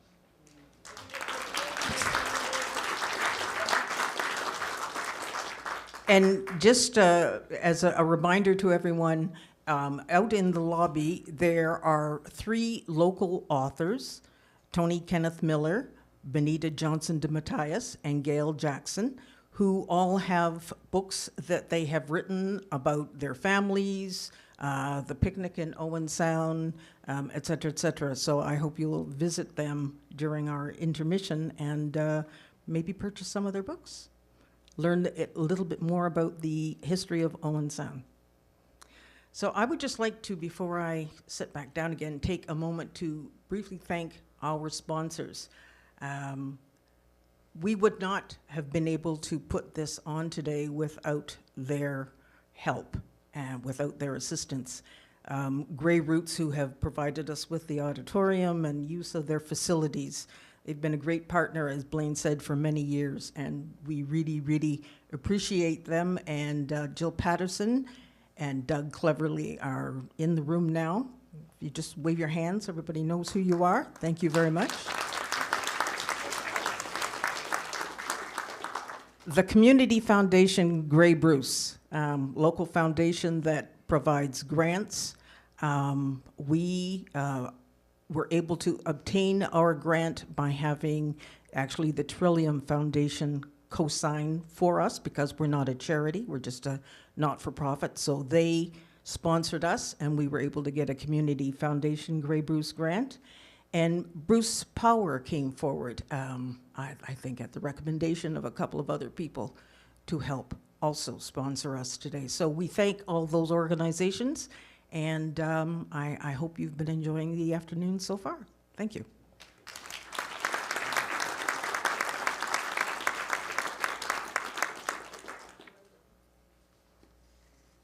Thanks, Dorothy, for coming up and helping us through that part of it. And again, those sponsors, you know, it's important that we recognize them because it's their financial support that makes all of the efforts that we do possible. So again, thanks to them. The next presenter is a gentleman who we sort of pass in the night off and on. I get a phone call, I get an email. I bump into him at the Metro grocery store. You know, it's and he's always got a question or an answer to something, and embarrassingly so, quite often it's something that I've forgotten we even talked about, but he's a man who has taken a keen interest in what he does as a military historian, longtime teacher of history and geography in the Owen Sound Collegiate Institution. He's a recipient of the 2014 Governor General's History Award for his excellence in teaching. More recently, Dave completed a Master of Arts degree, specializing in military history, and that's what brings him here. That's the University of Waterloo, so that's what brings him here today to share with us some of the results of his research. So at this time, would invite him to come up and take over the phone here.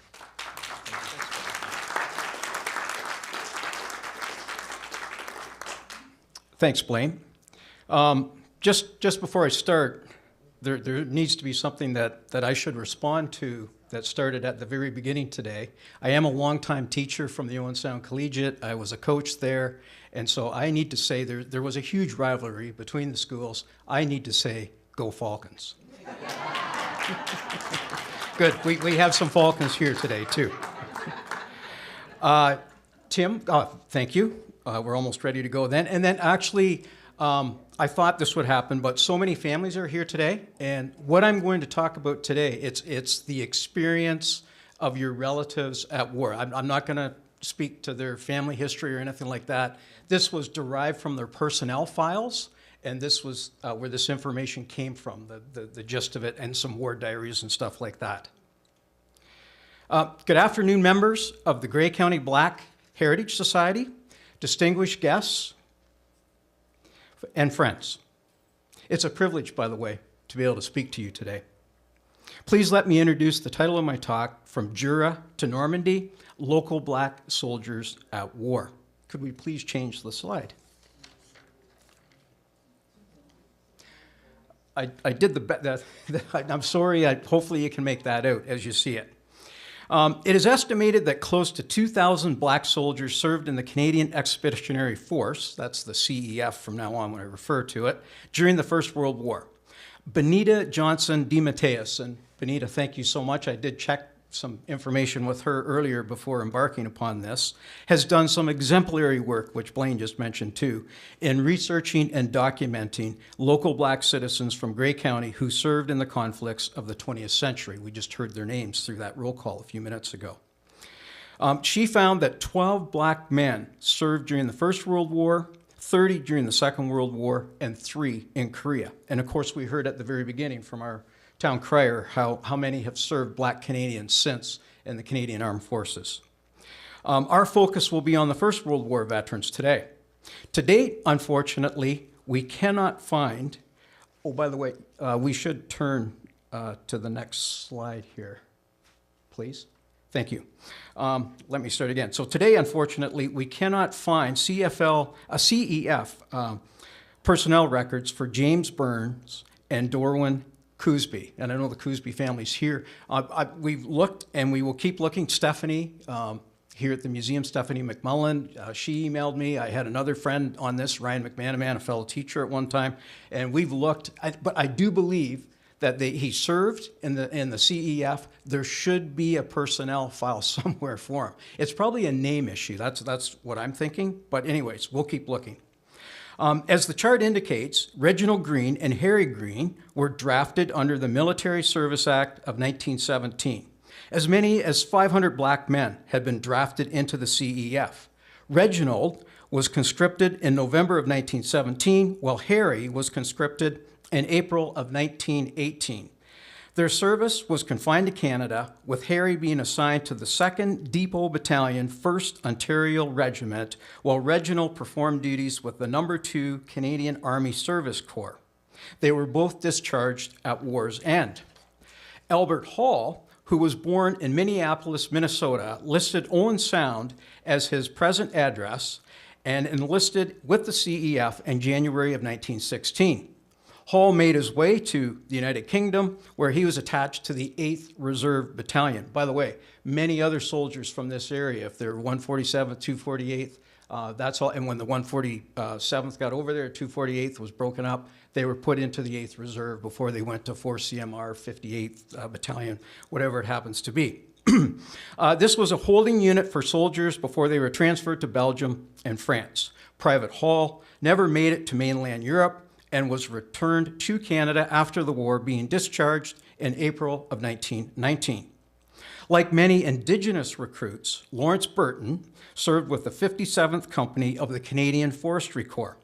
Timber was an essential component to trench warfare, and the 57th Company would carry out similar duties as those assigned to the No. 2 Construction Battalion in France. Private Burton was discharged in April 1919. Could we please turn to the next slide? Despite the exclusionary and racist practices of many CEF battalions during the early years of the war, 3 local veterans saw service with fighting battalions in Belgium and France. Jacob Courtney, who we just heard about already a little bit, was born in Owen Sound and enlisted with the 157th Overseas Battalion, that's Simcoe County, in December of 1915. Originally attached to the 2nd Infantry Works Battalion, Private Courtney was transferred to the 4th Canadian Infantry Battalion and was deployed near Amiens in August of 1918. He would remain with the 4th Battalion for the rest of the war. The Canadian Corps had embarked upon its famous 100-day campaign to help bring victory to the Allies, and there was a growing shortage of soldiers on the Western Front. Skin color mattered less, given their depleted ranks. James Hall enlisted with the 119th Battalion in November of 1915 and was transferred to the 124th Pioneer Battalion in France on May 25, 1917. The pioneers built roads and railways and constructed and repaired trenches in the front lines, often being subjected to enemy fire.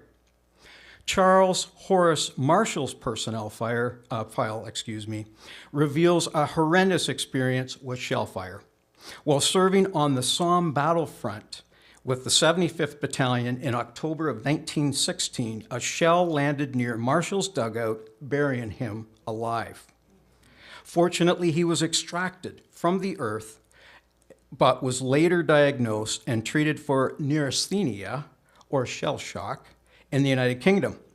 He returned to France and was the victim of another exploding shell that injured his back and legs. After a second lengthy convalescence, Charles Marshall was discharged in February of 1919. His physical wounds may have healed, but what were the long-term effects of these psychological wounds? Private Marshall and many of his comrades suffered from what we now term today post-traumatic stress syndrome. Next slide, please. As Canadians lobbied for an all-black unit in the CEF, 3 local veterans enlisted with the No. 2 Construction Battalion. Henry Francis Courtney on August 30th, 1916, Joshua Miller on October 10th, 1916, and Frank Talbert on September 11th, 1916. Henry Courtney and Joshua Miller appeared on the nominal roll for the No. 2 Construction Battalion, which means they sailed to the United Kingdom with other members of the battalion aboard the SS Southland, arriving in Liverpool on April 7th, 1917. They landed at Boulogne, France on May 17th, 1917, and made their way to Le Joux, a small community in the French department of Jura in the foothills of the French Alps. It was a heavily forested area. They would help harvest the timber that was needed for the war effort. Evidently, both Courtney and Miller had to forfeit, quote, 5 days' pay for making away with iron rations, end quote, as stated on their casualty active service forms for the same date of May 21st, 1917. No doubt they were hungry. Henry Courtney better adjusted to this new regimen, as he was appointed, and Blaine mentioned this, as a corporal, giving him a leadership role among his peers. There were over 300 men in the unit at that time. Non-commissioned officers like Courtney were essential to the smooth running of military organizations like the No. 2 Construction Company. What had happened, in order for the battalion to proceed to France, they had to be downgraded to a company because they had a little over 300 men. You needed 1,000 other ranks, basically, to get that other status. So hence you'll sometimes hear both names. Transition to military life for Joshua Miller was not so easy, as he was, quote, sentenced to 20 days of field punishment No. 2, end quote, on April 8th, 1918. His offenses included, quote, drunk in the barracks, creating a disturbance, and violently resisting escort, end quote. No. 2 field punishment involved 2 hours a day of heavy exercise and full kit. That means full uniform, rifle, knapsack, etc. of full heavy exercise and full kit and close confinement. As historian Tim Cook noted, quote, harsh punishments might be inflicted on a charged soldier to deter others in the unit who were toying committing the same crimes, end quote. This would have been a degrading, humiliating, and dehumanizing experience. Just 9 days later, Private Miller was admitted to Truro Hospital with a contusion on his left leg. Miller also suffered from chronic bronchial asthma and was invalided to the United Kingdom in August 1918.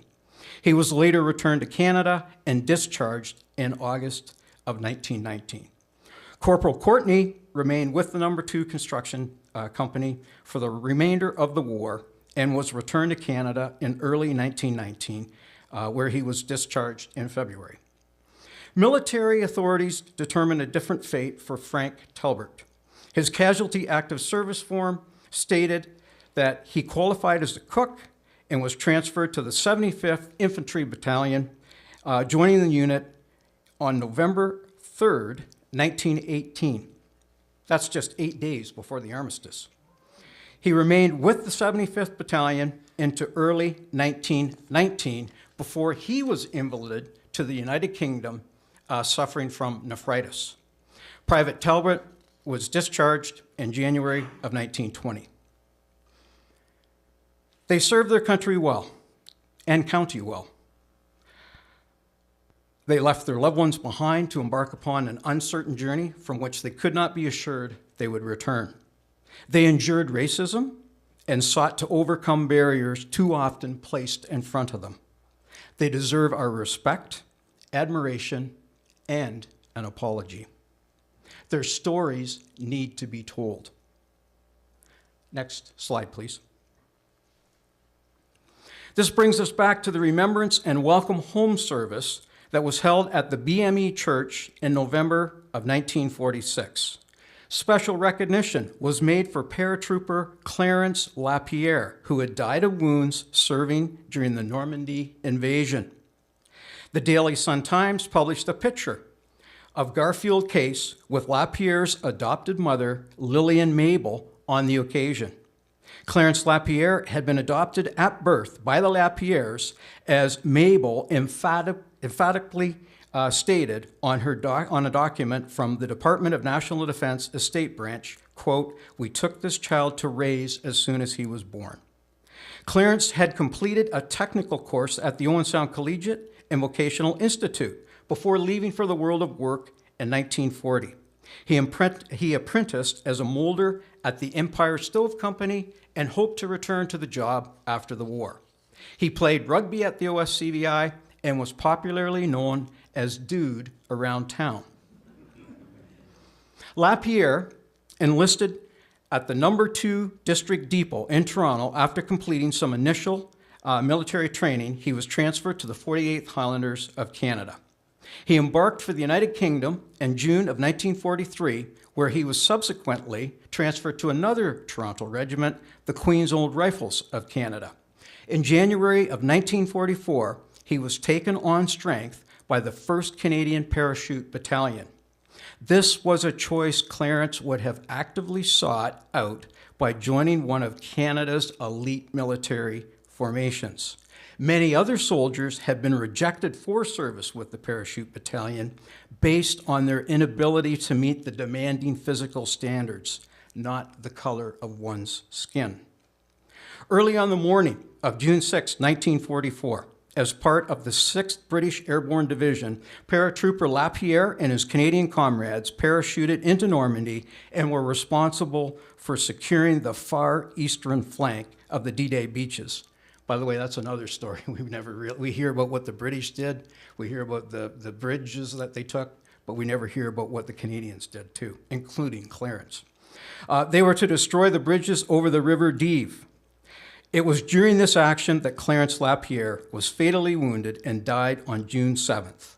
No doubt, Clarence Lapierre faced racism and discrimination during his military service, but perhaps the First World War veterans in attendance that night at the BME Church could take pride in the fact that a local son, even though he lost his life in doing so, was a trailblazer in one of Canada's elite Second World War formations. Thank you for inviting me to talk today.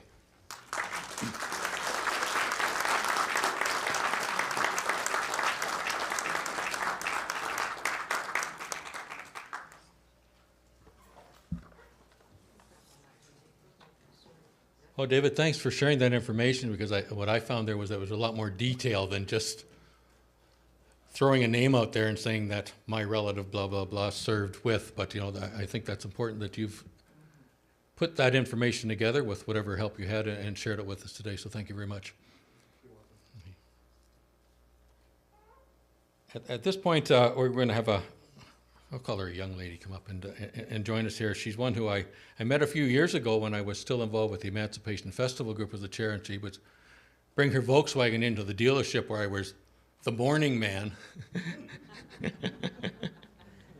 and the courtesy driver, well, after I'd retired for a while, and we hit up some conversations, and I would like to say that we became good friends, and we invited her, and she became involved in the Emancipation Festival activities after that. So at this point here, we've invited her back today since she does such a great job at what she does. And she's going to bring greetings to us now, if you would. Reverend Samuels.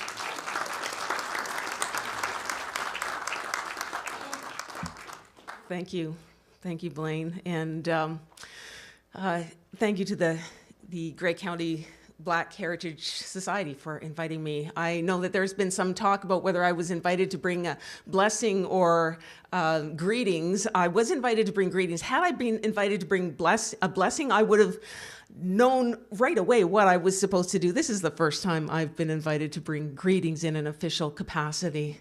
But, you know, as I think about it, perhaps I don't think that we needed blessings to be brought because we have been blessed by many. We have been blessed by the actions, the sacrifices, and the perseverance of the 2nd Construction Battalion, and especially those who persisted in ensuring that that battalion was formed. We have been blessed by the actions of the Grey County Black Historical Society, who have put this together to bring together the people and the stories that need to be shared. We have been blessed by many people since who've continued to work, people like the Honorable Dr. Jean Augustine, who has brought us the Black History Month, the Wilson sisters who continue to bring Black history into the forefront in our area. It's so many have blessed us. And we in this moment are blessed because we are brought together by, I believe, by a love that sees that justice needs to be served in places where it has not yet. Love that sees that we as people deserve to honor and receive honor equally. We are truly blessed. And so perhaps it is a good thing that I wasn't invited to bring a blessing, but a greeting. So I bring greetings to you from the Western Ontario Waterways Regional Council of the United Church of Canada, which includes this area and a large area, probably about 170 congregations in this area. On behalf of President Mark Laird and the executive and the staff of the Western Ontario Waterways Regional Council, I bring you greetings, but I also bring you a very personal note of gratitude to the organizers of this event and to the descendants of the number 2 Construction Battalion. I'm sorry, I said that wrong the first time, didn't I? The number 2 Construction Battalion. Gratitude for the many layers of their service. Until I read the information that was shared with me by the organizers of this event, I knew nothing more than that there had been a Black battalion in the First World War. But as I learned about their history, it began to hit home how their actions have impacted me and my family. My parents came from the Caribbean separately in the 1950s. My dad died when I was just 2, so I did not get to know him, but my mom has told me about him, and I know that he had been a reservist in the Dental Corps of the Canadian Navy. And I have his whistle here. I brought it as a tangible reminder. It hadn't occurred to me before now that my father in his lifetime might have been denied service because of his race. The men of the No. 2 Construction Battalion paved the way for him and for others, and other men who served, as we have heard, other Black men who served alongside their white Canadian comrades, paved the way for him and for others to be seen as fit for the Canadian military. They fought, and they won in the sense that they were able to serve. But in a way, they are still fighting and still making a difference. Canada is prepared to make an apology, officially recognizing the injustice done to them all those years ago is an official acknowledgement of the racism that they faced then, and is an important step to dismantling the systemic racism that still exists in Canada. That racism is not as strong as it was in their time, thanks to the actions of the battalion members and so many others. But the work is not done. As the United Church of Canada works to live into our commitment to become an anti-racist denomination, our work will, I believe, be strengthened by knowing and lifting up the work done by the No. 2 Construction Battalion. I will make sure that what I now know will be shared and lifted up in the United Church and beyond, with a prayer that together we may all give thanks for the commitment of the men of the No. 2 Construction Battalion and continue their work of making Canada and our world a more just and a more peaceful place. Thank you.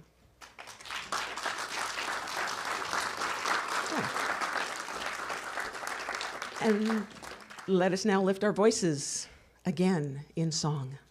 Is he here? Oh, okay, thank you. I don't want to sing.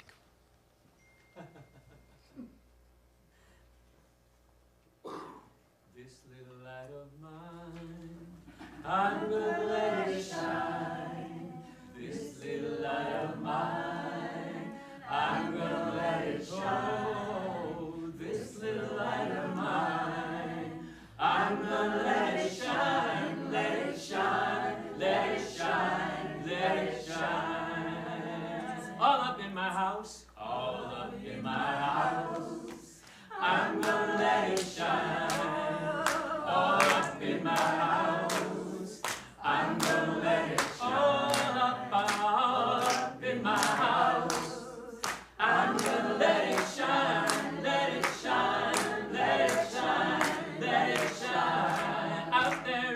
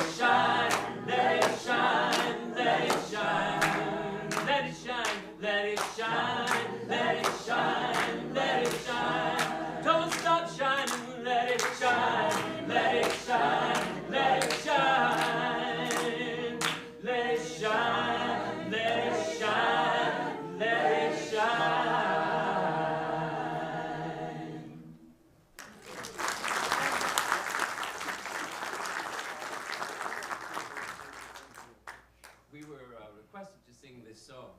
This is not a spiritual, it's a gospel song, it's a gospel hymn requested by the Grey County Black Heritage Society, and since we are their guests, we gladly complied immediately.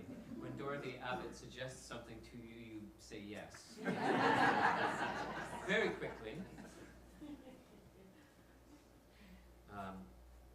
This song illustrates how change can happen, because the person who wrote the lyrics to this song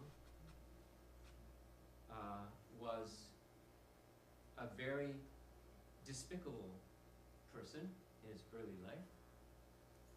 He was thrown out of the Navy. He then got back into it, I think the Merchant Marine. He was involved in the slave trade. He was actually a captain of a slaving vessel.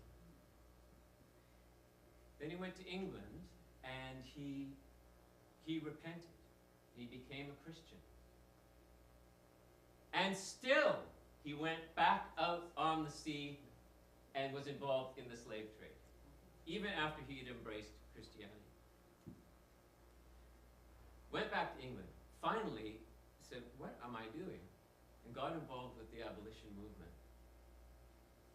You can research. You'll do some research and you can figure out his name. I won't say his name, but the song is one that you may know, and I invite you to sing for the ancestors and for the descendants who are with us, and for celebrating this moment, which really is a coming together of grace.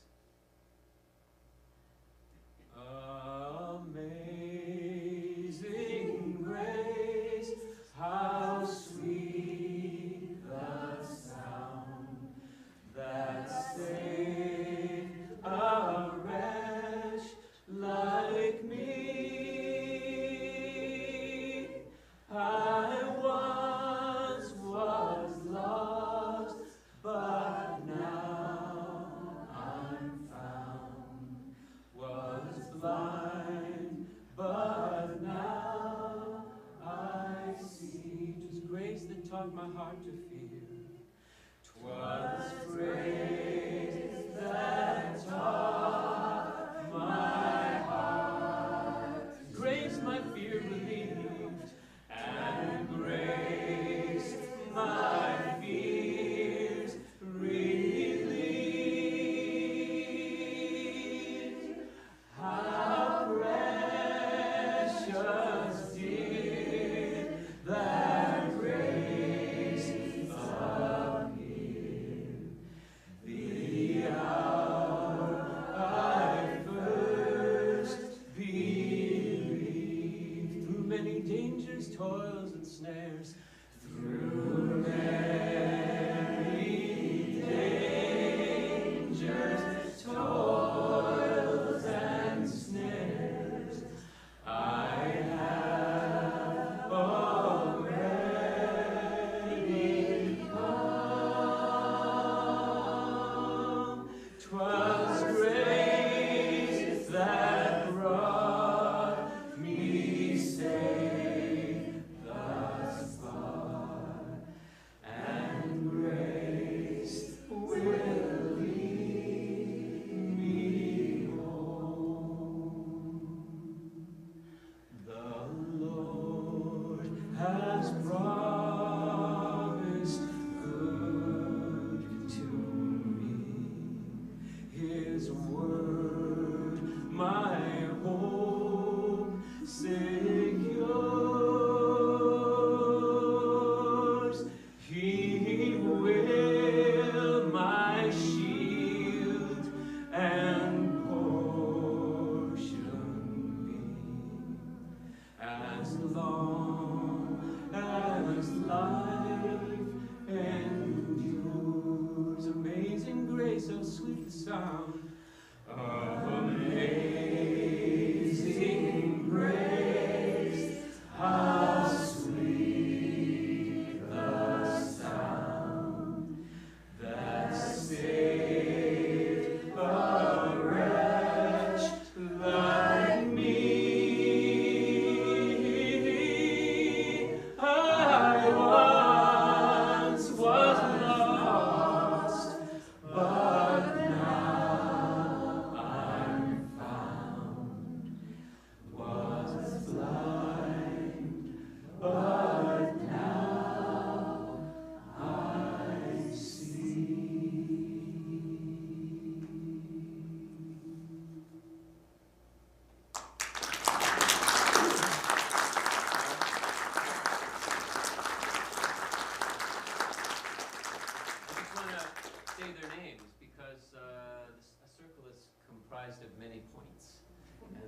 this year's Song Circle. Phyllis Fleming, Reverend Therese, Polly Shell, the newbie, Jesse Wilson, the kid, Louise Jarvis, and Jim Howard. And then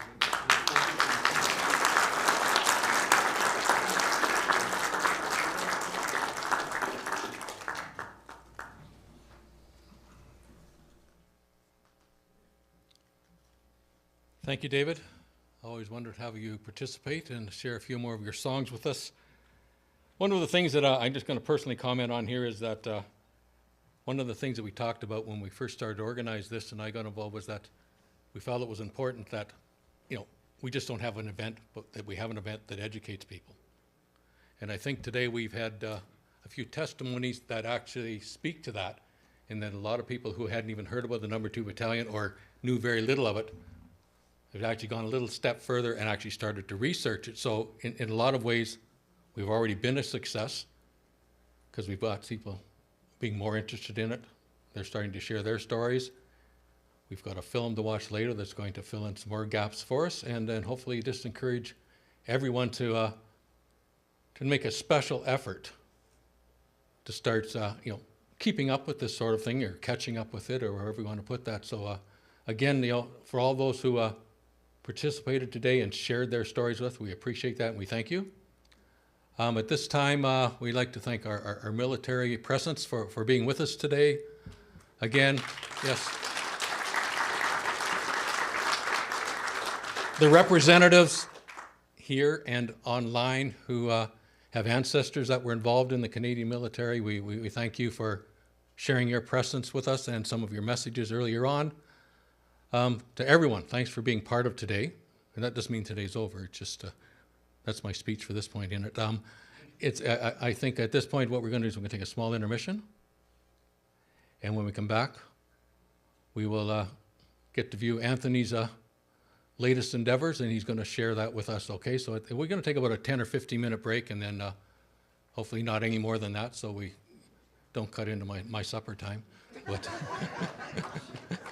but yes, thank you very much, and hopefully everyone gets to stay for the film, and then, we're quite willing to stick around and chat with you afterwards too, okay? Thank you.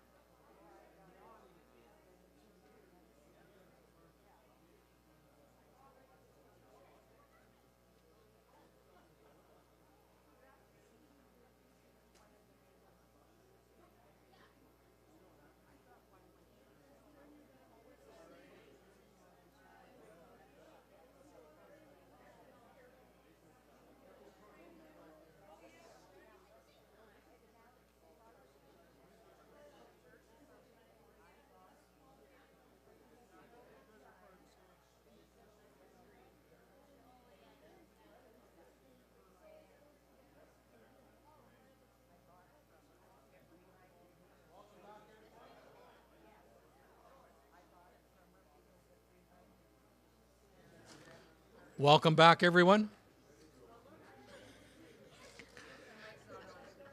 No, probably it's a good thing it's not. No, it's okay. No, it's okay. All right.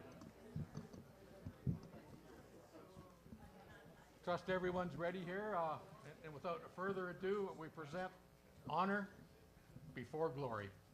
Enjoy. Thank you.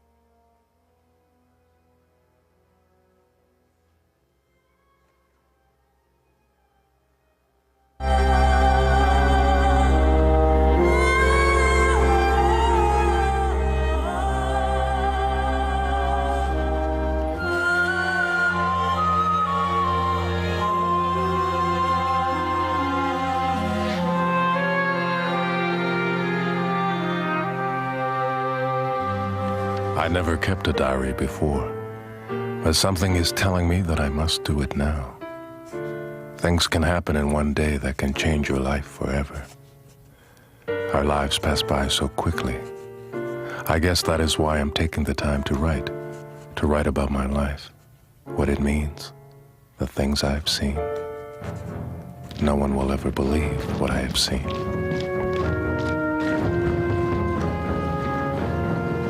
It was 1915. The war had spread across Europe, and men were dying by the thousands. There was a cry for help, and we wanted to answer the call and serve our country. I was living in Halifax at the time, and I decided to join the Army. I went to the armories and inquired. The recruiting officer informed me that I could not enlist because they were not taking any black fellows into the Army. We came from poor families all across Nova Scotia, from Truro, Sydney, Spring Hill, and Africville. We all wanted to serve our country, our homeland. Of course, living in Truro, one of the more popular things to do when you was young was to go down to the railway station and go meet the troops and shake their hands. It seemed like the thing to do. In 1910, the Royal Canadian Navy came into being by the government of Sir Wilfrid Laurier, and they set up regulations with respect to recruiting. And what I read about it, the first regulation was very explicit. It stated that all recruits for service in the Navy must be members of the white race. I remember in New Glasgow, a group came up from Sydney to enlist. West Indian boys and some Canadians, about 50 altogether. They went in there in the morning on the first train. They stayed until 5 p.m. Finally, they were told, this is not for you fellas. This is a white man's war. A white man's war. When they looked at us, they did not see men who were willing to die for their country. They only saw the color of our skin. I think their families had a lot to do with it as well, because these people had survived great oppressions, and didn't want to turn back to see their country being threatened through war. So they were there at the front line. They signed up or tried to sign up as early as anyone else would have. Kept raising the issue and basically asking the question, why can't blacks serve their country at this time of war? The refusal to accept coloreds into the Army was hurtful, but not surprising. The unwritten law of society was there was to be no mixing of coloreds and whites under any circumstances.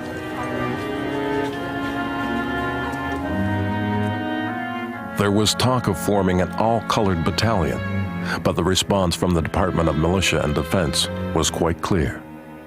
The fiat has gone forth. There is to be no colored line. Colored battalions are not to be raised. It would be humiliating to the colored men themselves to serve in a battalion where they are not wanted. The most resistance came from Major General Willoughby Gwathkin, Chief of the General Staff. On September 30th, 1915, he wrote the following letter. The minister is not in favor of attempting to raise a colored regiment, and I am sure he is right. In the last extremity, we might organize a company or two. But would Canadian Negroes make good fighting men? I do not think so. To maintain a regiment for 12 months in the field, we should require nearly 3,000, and perhaps a third of that number might be forthcoming. This is another of the usual dull negatives of officialdom, but I can't help it. Yours sincerely, Willoughby Gwathkin.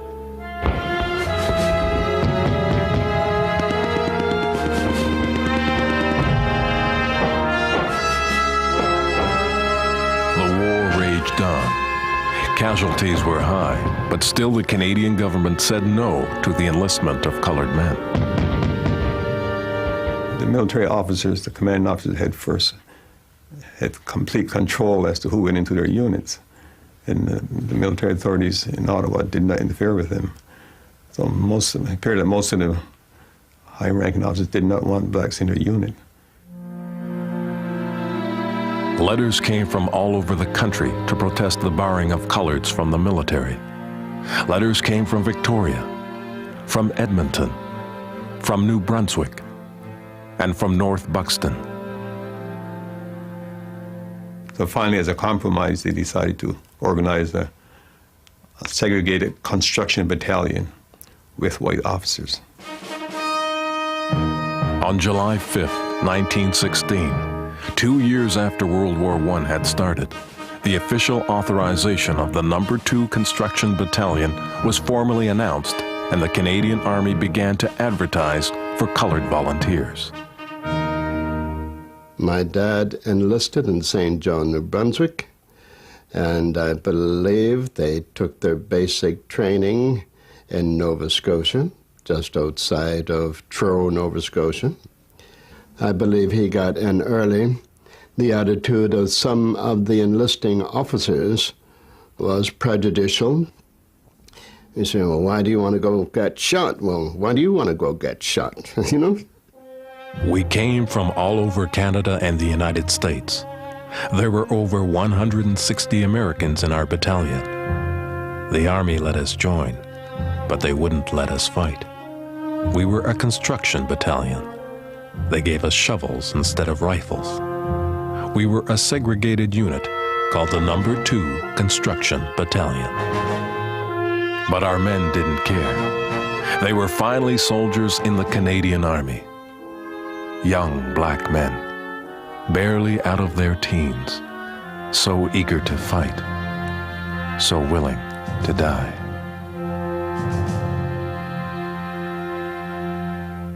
They were so determined. They could get away with it a lot easier in those days without birth certificates, you see?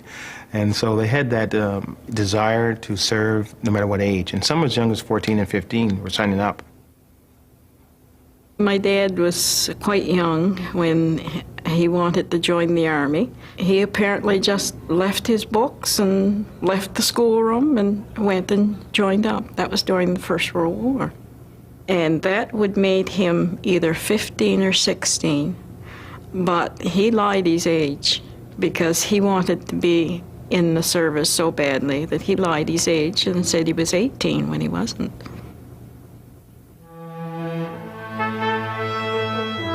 Too young to know the meaning of war. Too young to know the meaning of death. But they didn't care. They finally got to wear the uniform of the Canadian Army. They were going to war to prove themselves, to serve for king and country. They were no longer boys. They were men, proud soldiers, hungry for adventure, thirsty for battle.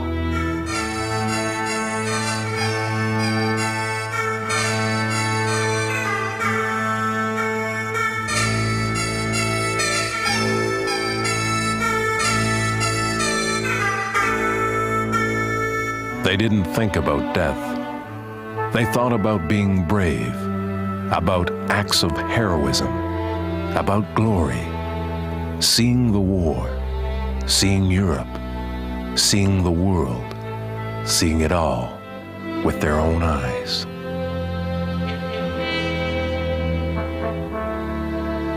Pictou, Nova Scotia was to be the headquarters for the formation of the No. 2 Construction Battalion.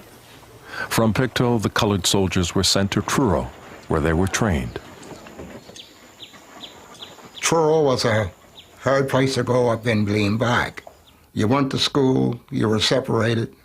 They had separate bathrooms. And then going to the theater, there was no blacks allowed to sit downstairs. They had to sit upstairs. And there were very few restaurants that you could go in to eat. So when the government went ahead and organized an all-black battalion to go overseas, when the battalion was ready to sail for overseas, Major General Guatkin, he suggested that they be sent on a ship by themselves without a naval escort. We want to send overseas a labor battalion composed of Negroes with whom white troops object to travel. We should like to embark this battalion by itself, due to leave Halifax, Nova Scotia on the 10th or 11th Proximo. I suppose she would be looked after as she approached home waters. The shipping company concerned is prepared to take the risk. Well, if they went overseas without a naval escort, there was a great chance that the ship would not reach England safely. Despite the opposition, the No. 2 Construction Battalion got a naval escort overseas. The battalion was on its way to Europe to serve its country. We traveled by ship across the cold Atlantic Ocean. It was a long, hard voyage. Many of our men became sick. Some died.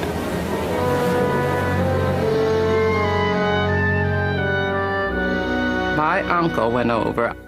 I didn't realize until Calvin started to write the book. And when he was reading the nominal roll, he said to me, "Joyce, your Uncle Chester was over with the Black Battalion."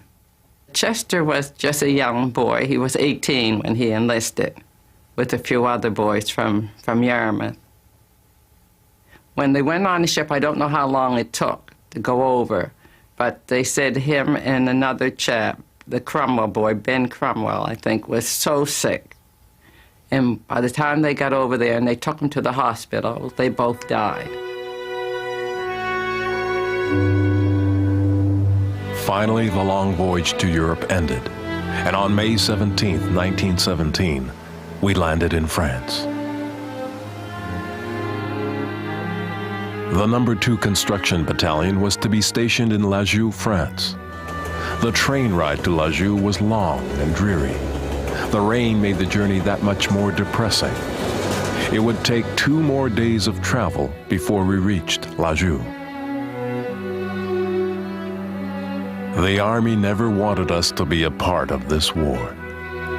And nobody would have ever dreamed that we would come this far, to have our own battalion. The No. 2 Construction Battalion had come to life.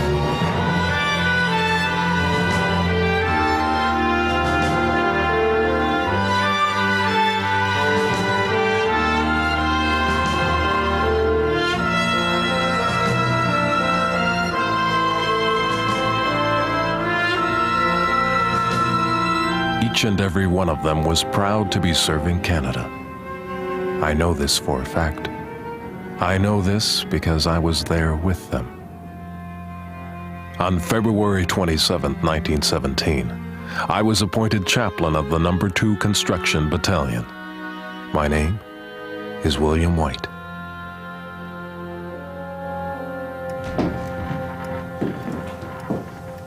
I arrived in my new quarters on May 19, 1917. It wasn't much, but this would be my new home until the war was over.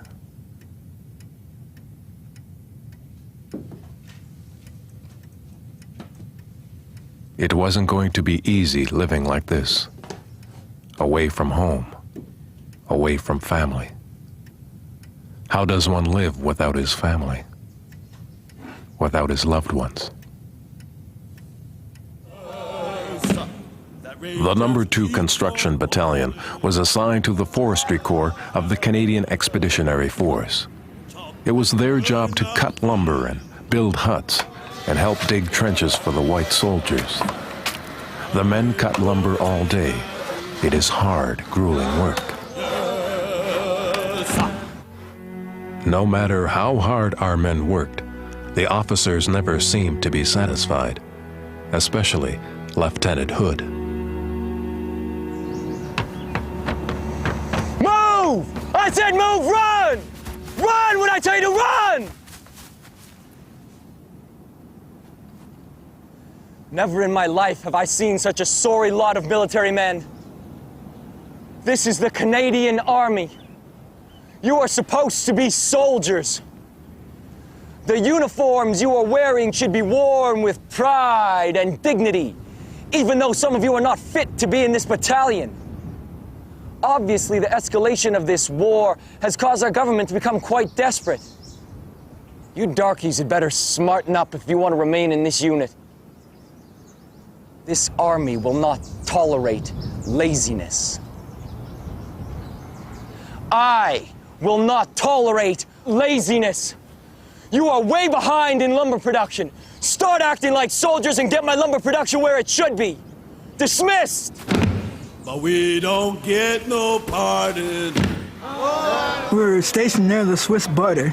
We did logging work, getting out the logs for railroad tracks, bridges, and the trenches. At times it was pretty good. At other times it was pretty bad and pretty lonely. We worked the Forestry Corps in the woods, loading lumber and shipping it to the front lines. We had 2 or 3 mills going night and day. The No. 2 Construction Battalion was also responsible for laying barbed wire. It was dangerous work, and their lives were at constant risk. Even though you don't see the enemy, fragmentation bombs can cause a great deal of damage. You can imagine these fragmentation bombs break into many, many pieces. It would be hot and jagged, and my dad was hit by several of these. He lost 2 ribs as a result of it. And you can imagine the experience of this sudden shock.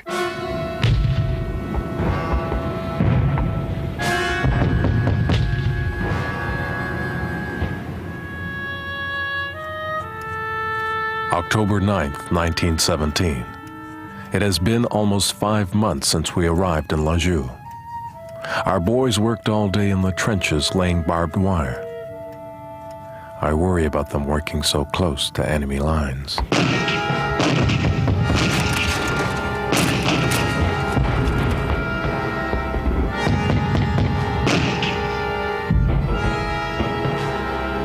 The horrors of war continued overseas in Europe.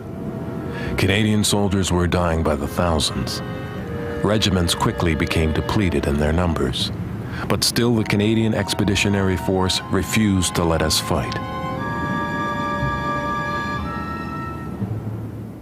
Major General Willoughby Gwatkin, Chief of the General Staff, wrote the following memorandum. Nothing is to be gained by blinking facts. The civilized Negro is vain and imitative. In Canada, he is not being impelled to enlist by a high sense of duty. In the trenches, he is not likely to make a good fighter. October 12th, 1917. The Lord reigneth. Let the earth rejoice. The day starts fair, but always seems to end in rain. It's the usual order of things here in Lisieux. I wonder when the water supply will run out. The deeper thoughts flow from the soul. I think about the men working in this foul weather. I haven't been here long, but I already want to go back home.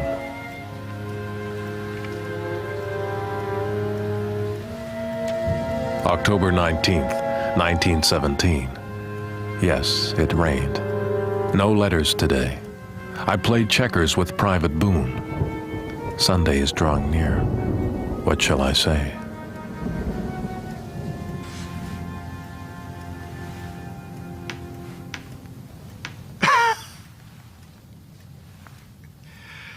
You're quite the checker player, Private Boone.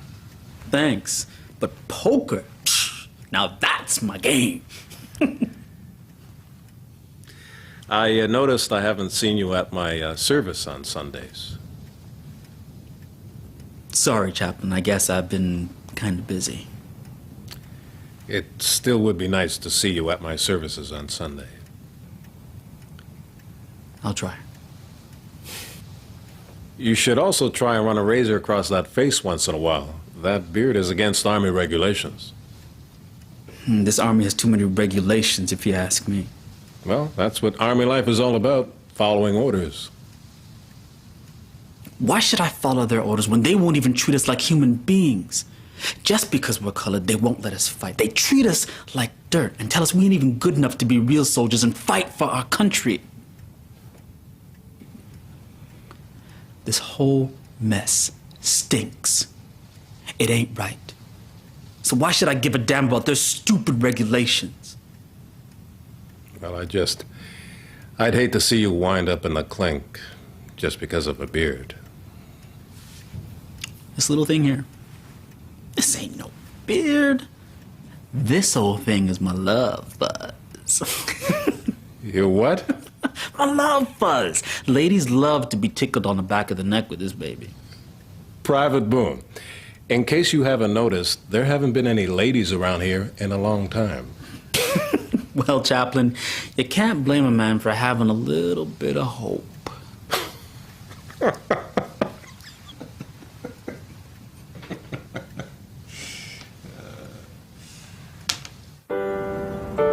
Here is my servant. He is my chosen one. I am pleased with him. I have put my spirit upon him. He shall not cry, nor lift up, nor cause his voice to be heard in the street. He shall bring judgment unto truth. He will not fail. He will not be discouraged until he has set judgment unto earth. He who has created the heavens and stretched them out. I, the Lord, have called thee in righteousness, and will hold thy hand, and will keep thee, and will give thee a covenant of the people, to open blind eyes, to bring out prisoners from the prison, and them that sit in darkness out of the prison houses. Let the inhabitants of the rock sing. Let them shout from the mountain tops. Let them give glory unto God and declare his praise. Glory be to God. Glory be to God.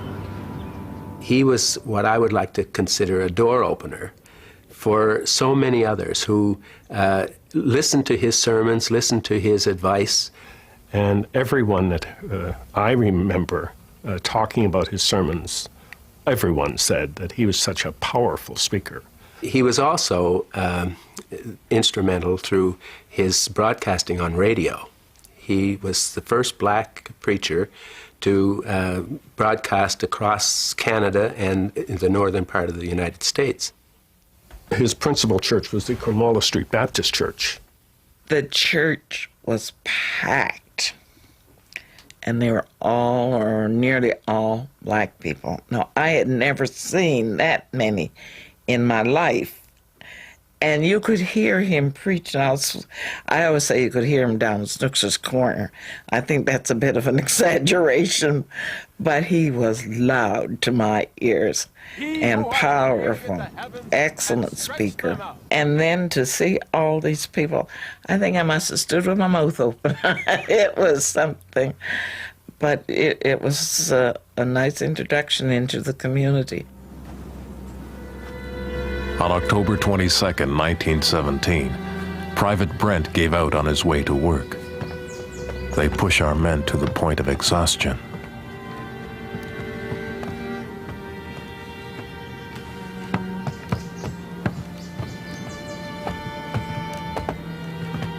The more things change, the more they remain the same.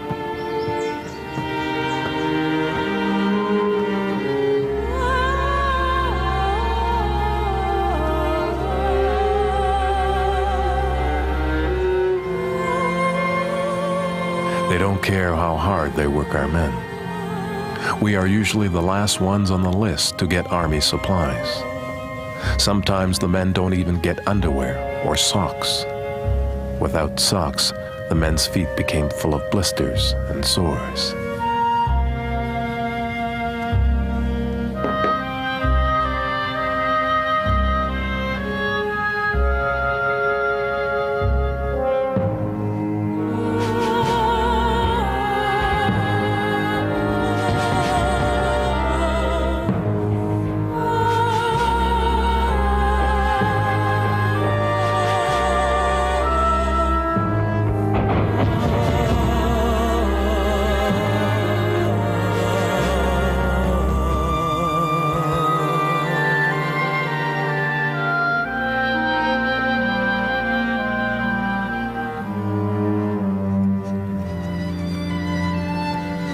I missed the children.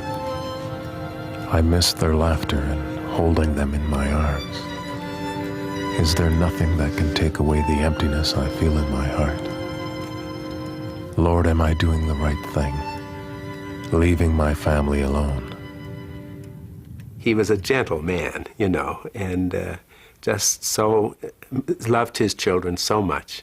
He was just the greatest individual that I believe I've ever met.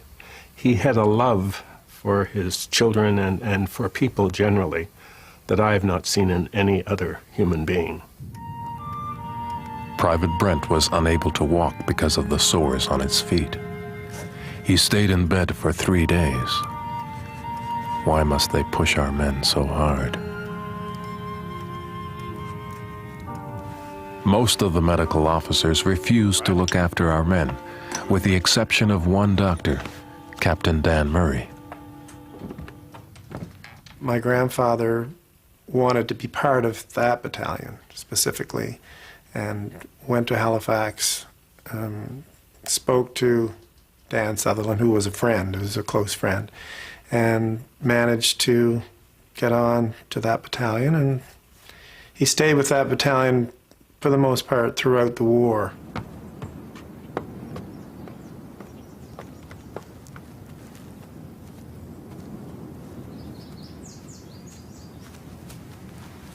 You seem to be spending a lot of time with those darkies. You're supposed to be taking care of our men. These are our men. And don't you ever tell me how to do my job, Colonel.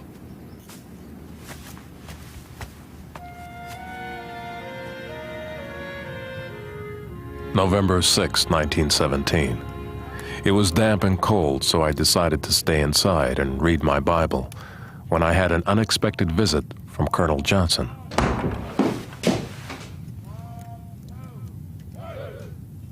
It's usually customary for a soldier to rise when his commanding officer enters a room.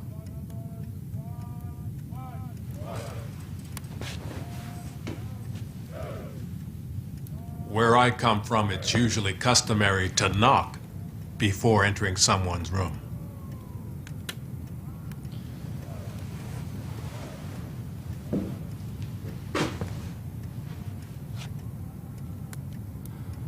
I came to tell you Sunday service will only be 1 hour. The troops will be moving out then. You're awful young to be a colonel. Are you a family man? And what I lack in years, I make up for in experience, which is more than I can say about you and your men. My men and I have every right to be here. We'll see about that. The troops will be moving out in 4 hours.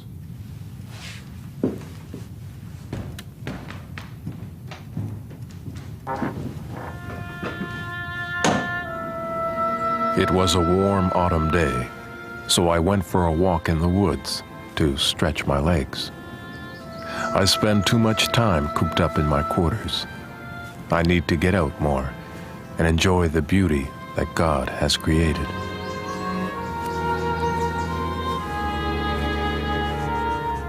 Most of the fellow officers treat me all right, but it was awkward being the only colored person in the officers' quarters. I know some of the officers don't like me. I never know when one will barge in and check up on me.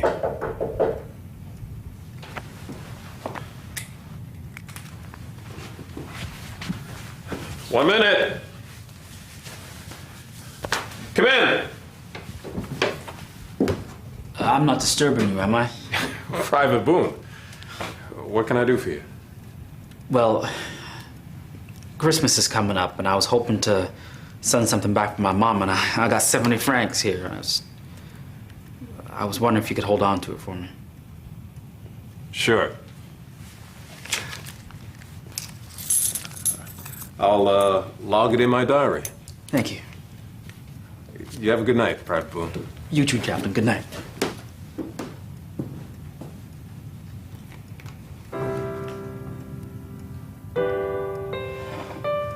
Some of the men think of me as their personal banker. I find myself using my diary as an account ledger to keep track of everyone's savings. The men put so much trust in me. I hope they put as much trust in the Lord. November 22nd, 1917. 3 boys went absent from 21 Company. Where could they have gone? To fight or to desert? November 23rd, 1917. It rained again today. Why does it rain so much? Why the heart searchings? The pain of not being able to fully enjoy the companionship of our friends. I must write a letter to a friend tonight. After so much rain, it was nice to finally see the sun. Life is sunshine and shadows. I went to a concert in the evening where the No. 2 Construction Battalion band was playing. The band is doing just fine. My grandfather was very entranced with the music, these orchestras, you know, he called it the colored orchestra of the No. 2 Battalion. And his letters are filled with what wonderful music it was and how special they felt in the mess hall. My dad played an E-flat tuba in the No. 2 Construction Battalion band. He liked music, so I guess it was a long, determined period of little groups of them getting together and learning their music to perfection. December 24th, 1917, Christmas Eve. It was chilly, so I made myself a cup of tea.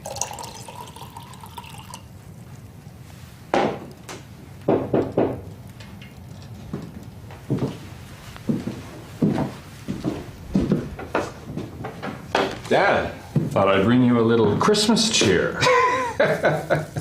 Thank you. Lord knows this place could use it.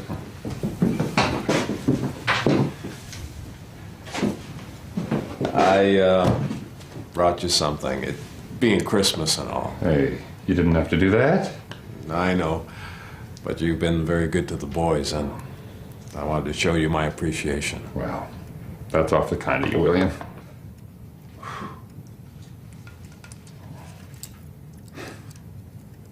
Thank you, William. I will treasure this always. I just made some tea. Would you like to join me? Or we could have something stronger if you prefer. Hey, it's the holiday season. It's time to celebrate. All right. Here you go. William White and my grandfather, Dan Murray, I think were very similar. And of course, they would have seen one another a great deal because Reverend White and my grandfather would have done rounds together in the hospitals and sick bays. He would have gone to the wounded men. They would have been together a great deal. December 25th, 1917. Christmas in France. I went to the hospital and visited the men. The men had turkey. Officers were entertained. Canadian nurses were invited for dinner. 13 at the table. Speeches by all present. I wrote icy. The war still goes on, and the men continue to work hard cutting lumber. 70 Company cuts 155,000 feet of lumber. A record. All right, put my money down. Put my money down. Let's go. All right.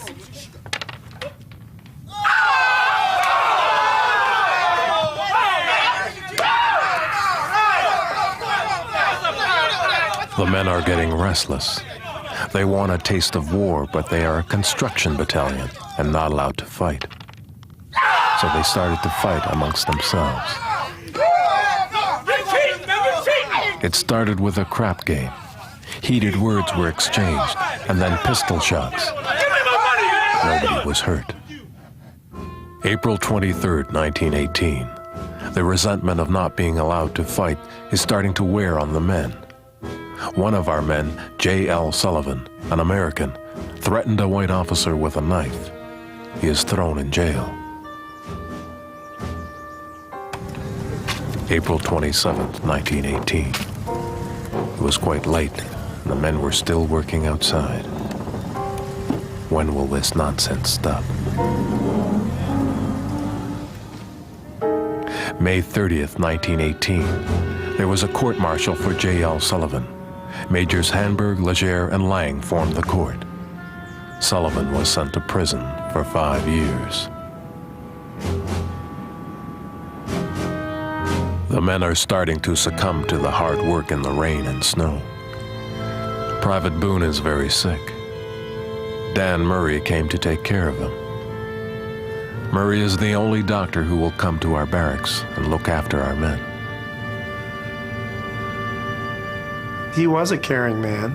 He loved people. He was a very committed doctor. It was not just a career, it was an obsession.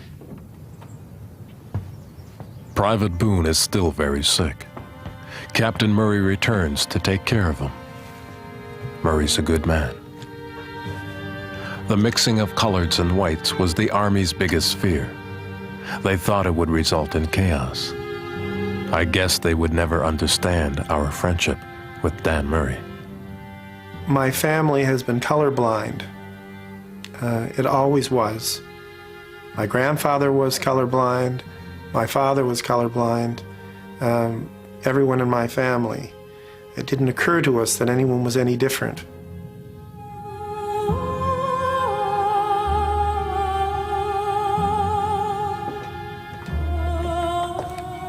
Thanks for coming.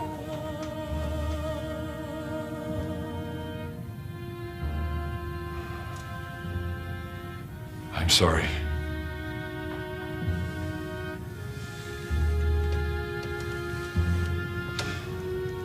Private Boone had passed away. It is sad to see someone who enjoyed life so much die so young.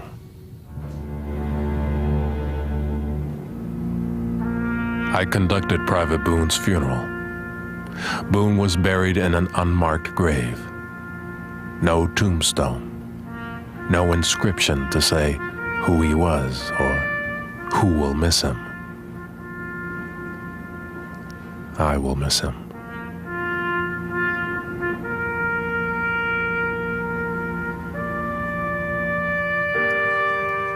Dear Izzy, I miss you more as each day passes. I miss your touch, your warmth, your kiss. How can I ever live without you? Andrew and Izzy were married when she was very young. I understand only 15. And he was quite a bit older than she was. I think he was about 30. But by all accounts, it was a very successful and happy marriage. And he really loved her a lot.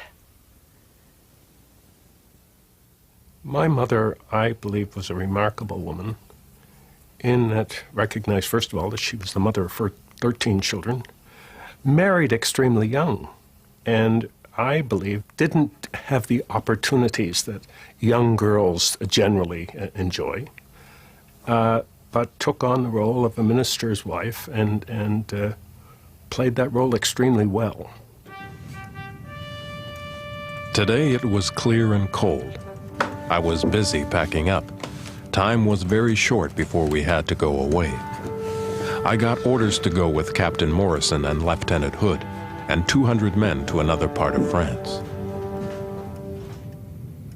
Our men were always on the move, always traveling from one place to another without much rest. What's wrong, Mansfield? I don't feel so good. I got the chills. What's going on here? Mansfield is sick, sir. That's nonsense. He looks fine to me. Get up, Mansfield. We've got a train to catch. Yes, sir. I told you he was sick. Dad, get up, you lazy bastard.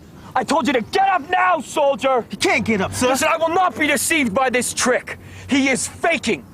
Get up, Mansfield. I am ordering you to get up, soldier. I told you to get up! Leave me alone! Get your hands off me, boy! Or I will have you court-martialed. Move out! Come on, Mansfield. Come on. Help me! Today, Dr. Murray had to leave for Champagnon. This couldn't have happened at a worse time. Private Mansfield was very sick. He's burning up with fever. Let's get him to the hospital.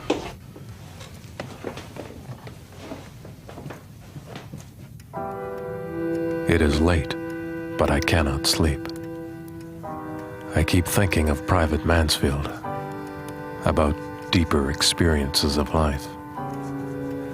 Is this what we fought so hard for? Dear God, do you not see how we have suffered? I hope Private Mansfield will be all right.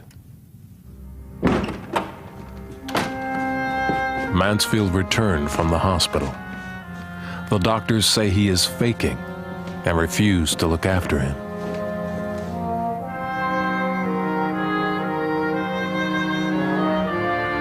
The next day, Private Mansfield had taken worse. I read and prayed with him. We tried to take him back to the hospital, but the doctors still think he is faking. This wouldn't have happened if Captain Murray was here.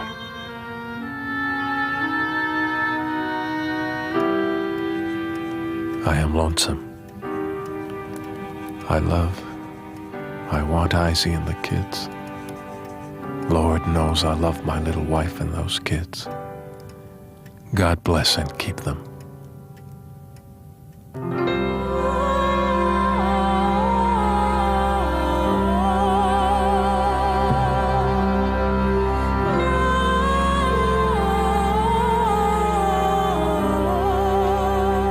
Private Mansfield died at 9:50 a.m. the following day.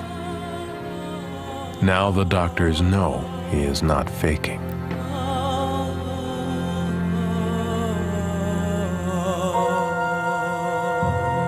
Mansfield was buried this morning. When will our men stop dying so needlessly? All it would have taken to save him was a little human kindness. It is nice to be dead and out of it. I used to think that I did not want to die. But when work and worry get a hold of you, death is sweet.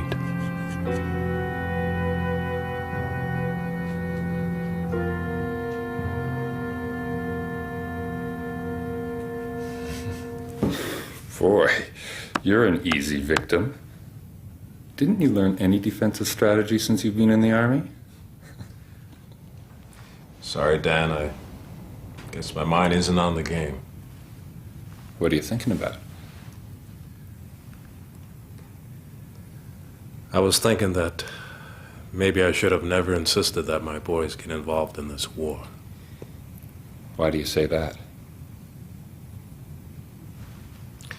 All I've brought them is pain, suffering, death. War can be a terrible thing. But sometimes you have to fight for what you believe in to make things right. William, you've given your men a chance to do just that. I've seen death more times than I care to remember. You never get used to seeing a life pass before your eyes. Your boys did not die in vain.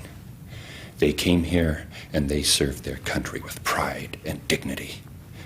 And history can never take that away from them.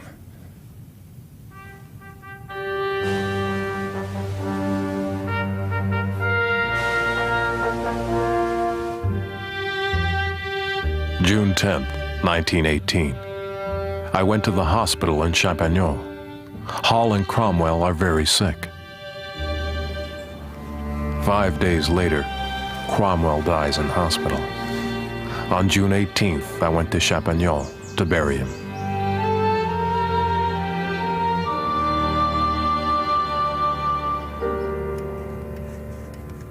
June 28th, 1918.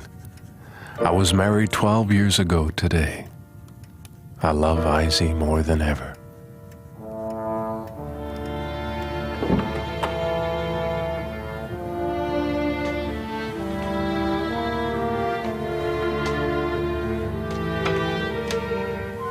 How is he?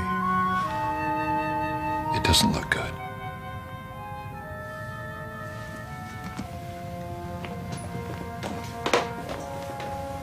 We had one more casualty in our battalion.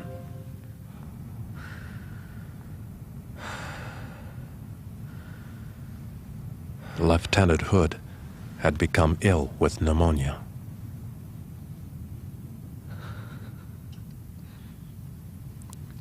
You're the last person I expected to see here.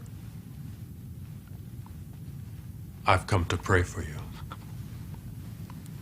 Pray. I don't think I'm gonna make it. Try not to talk. Save your strength.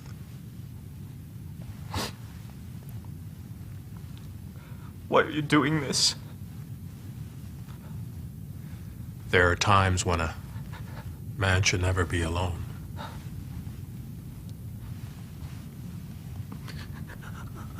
I'm afraid to die. Please don't let me die. Please don't let me die. The Lord is with you. And I'll be here with you as long as you need me.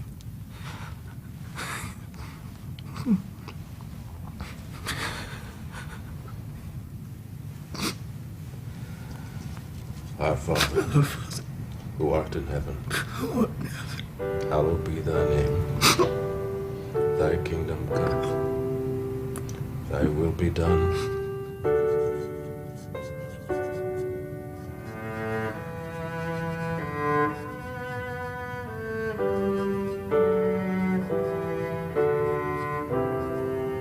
Death has no prejudice.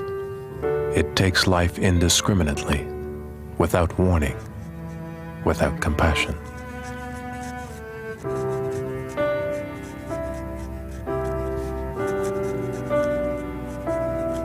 It was August 1918, and the Germans were suffering severe losses. The end of the war was in sight. There was talk of no longer needing the No. 2 Construction Battalion. They never wanted us in the first place.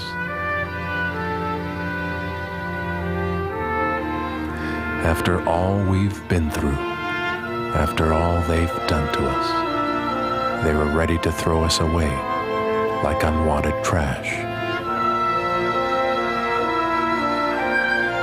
So on August the 11th, 1918, I wrote a letter to Sir Robert Borden, asking that the No. 2 Construction Company be given back the original establishment of a battalion.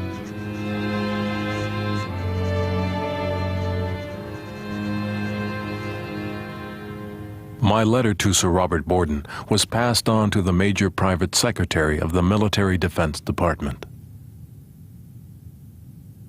These niggers do well in forestry corps and other labor units. I think that if you in Ottawa consider that by converting it into a battalion, it'll rouse such enthusiasm among the colored population of Canada as to lead them to flock to the colors, our authorities here might be induced to try the experiment. However, now that America has come into the war, most of these darkies, if they're doing any flocking at all, will flock to where the better pay is, namely the American Army.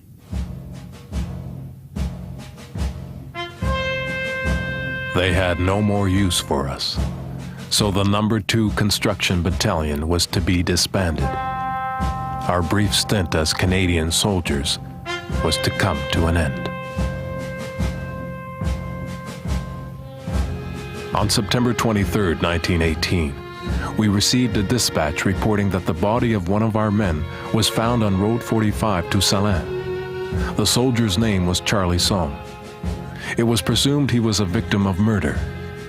According to the post-mortem report, Somme's body had numerous incisions, which were made by sharp instruments such as a knife.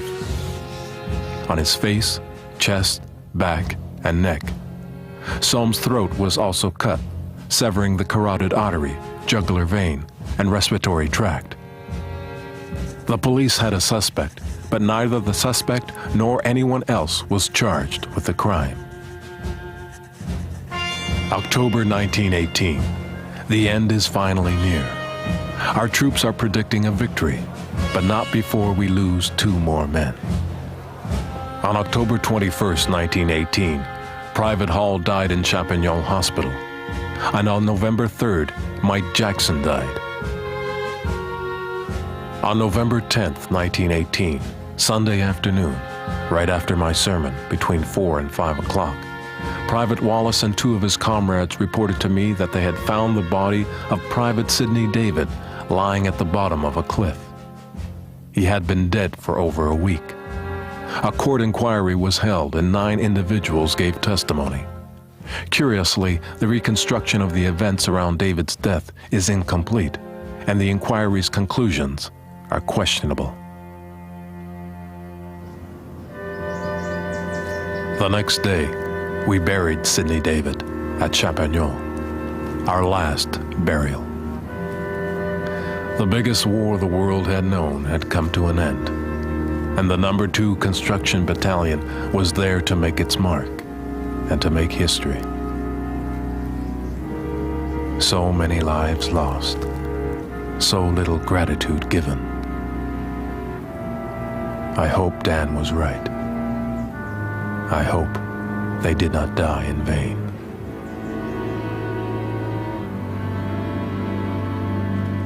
After the war, I never did see Dan Murray again.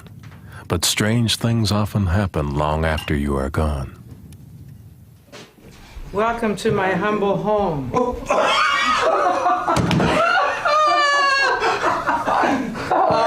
my goodness gracious. What a surprise. You're so right. My gracious. When I read the diary, I had no idea who Dr. Murray was. I mean, absolutely no idea at all. The relationship that existed long before you and I even were born. Well, I found out about it probably a year and a half ago. My brother Bruce called, and he said, "You've got to hear this story." Well, Lauren White and my sister Ann have known one another for 35 years, since the Sing-Along Jubilee days. Tell the man at the ticket stand that you changed. But they didn't know that they had any other connection than Sing-Along Jubilee. And it wasn't until a couple of years ago, when you were searching for, this elusive Captain Murray, who was cited many, many times in the William White's diary, that they discovered that Captain Murray, who spent a lot of time with Lauren's father, was my grandfather and was Anne's grandfather. Yeah. And in the end, he said, "And guess who his son is?" And I said, "Well, who's his son?" He said, "Lauren White." Yeah. And I just about died.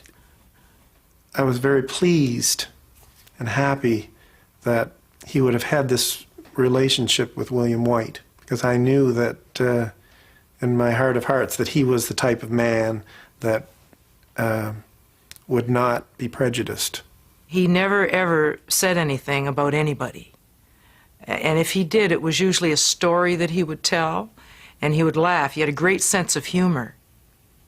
As a granddaughter, I'm as proud as I could be. I'm proud to be his granddaughter, because he was obviously very strong and his own man, and stood up for what he thought was right.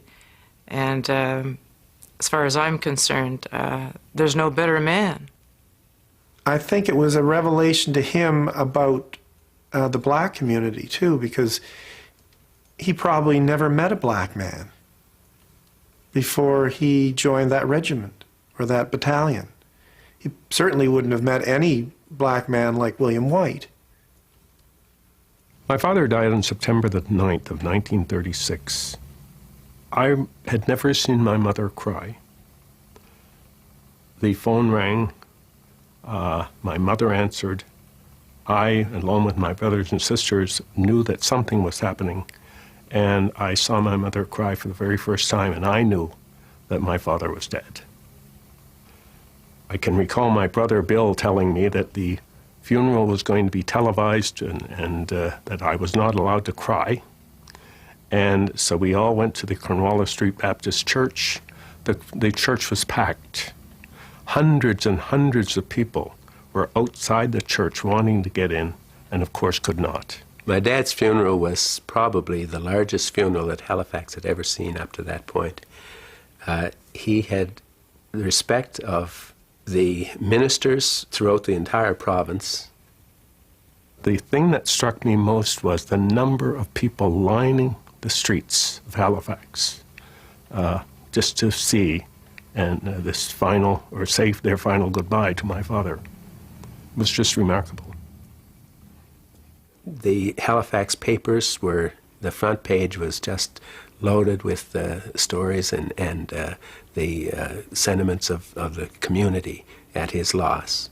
And it was just the most tremendous thing for me to, as a young boy, to know, and then for the next 50 years to hear people make reference to him.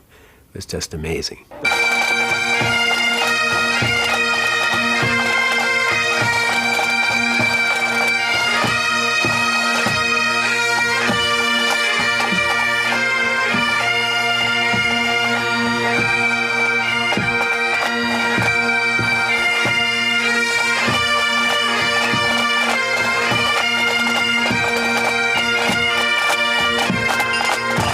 The annual event in Pictou in celebration of the No. 2 Construction Battalion, I think, really sets the tone for these unsung heroes to be finally given their just due. It's the first of its kind, probably in the Dominion of Canada. I'd go on the limb and say it is definitely the first of its kind.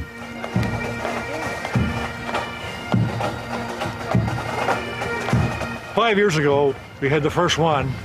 And there's a large, very large crowd of people around here that day, and we unveiled the monument and the cenotaph there, and of course the depicting plaque. It's been a kind of a favorite celebration of ours ever since. It was exciting to find out that we had this black battalion, Canada's one and only black battalion trained here in the town of Pictou. People became aware that blacks served, fought, bled, and died on battlefields, all in the name of freedom. I think prior to the Pictou ceremony, this wasn't commonly known among many people. They were surprised to know that black people had served their country overseas.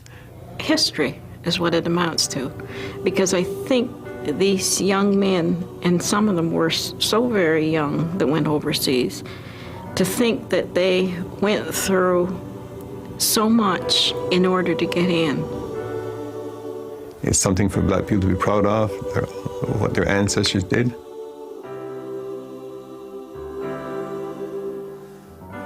Yes, we were a part of it. Our family was a part of it. And I can still look back and read about it and say, yes, my dad was a part of that. And I said, I don't let no man tell you that any other man is braver than a black man, because he's got what it takes, and he's proved it, even though he didn't get the credit for what he done.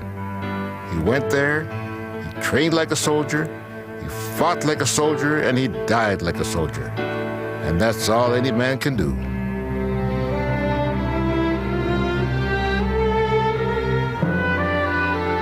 Now I know why I had to record everything I've seen, everything I've done. So people will never forget the good old number 2. So that they will know we were here, giving our lives for honor and glory.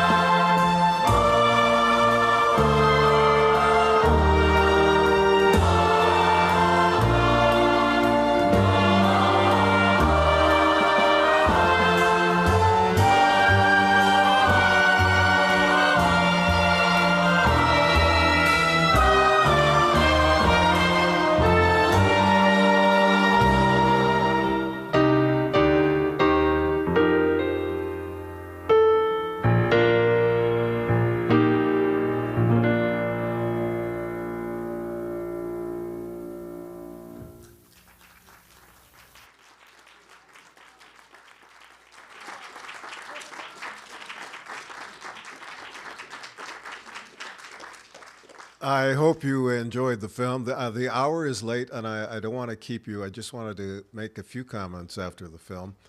First of all, the film was done over 20 years ago, so I do look a lot younger. I presented it at a school not too long ago, and some of the students said, "Was that your son in the movie?" This film really connects Circle of Life.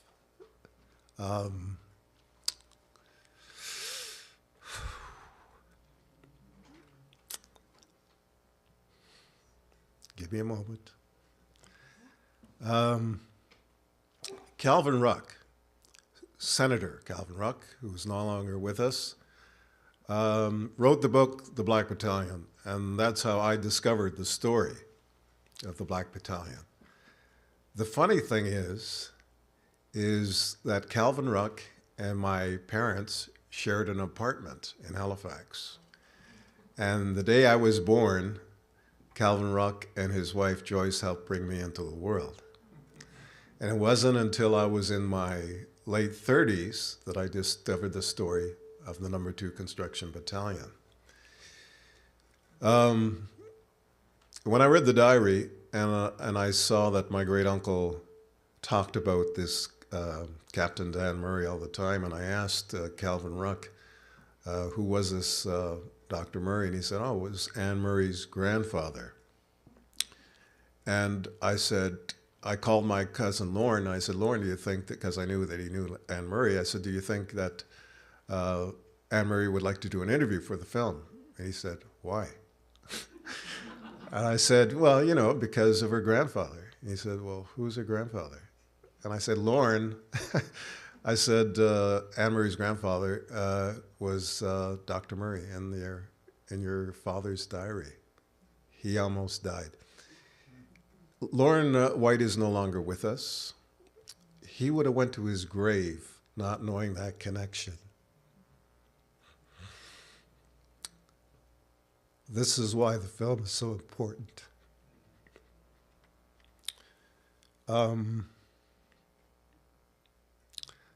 About 12 years ago, I got an email from somebody in France. And this lady said, "You don't know me, Mr. Sherwood, but my son-in-law is trying to find his true great-grandfather, who was a black soldier, a Canadian black soldier, and we're trying desperately to find who his great-grandfather was." And I said, "Wow." I said there were over 700 men in the Black Battalion. She said, "The only thing that I know that he was in the band and he played the saxophone." And I said, "Well, I'll see what I can do." I just so happened to have the photograph. I don't know if you remembered in the film of the band.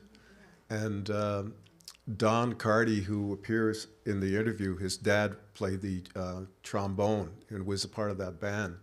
So I called Don and I said, "Don, I know your dad was in that band." I said, "There's a guy kneeling down with a saxophone. I said, you wouldn't happen to know who that is? He goes, yeah, that's William Stewart. He used to live upstairs to us. And I said, well, can we get contact with him? He said, sure. And it turned out that this guy was the great-grandfather that this fellow in France has been looking for. So we contacted them, and to this day, that young man from France is close friends to my wife and I and his family. And we stay in touch all the time. We meet, and when he comes to Toronto, we get together with his family. The film has been shown, like I said, around the world. In 2018, the government of France invited me to France to take part in a special ceremony where they erected a monument to the Canadian black soldiers who died in France. And the monument was erected in the Truro forest where the black soldiers cut the lumber. The monument was right there in that forest. That's where it was erected.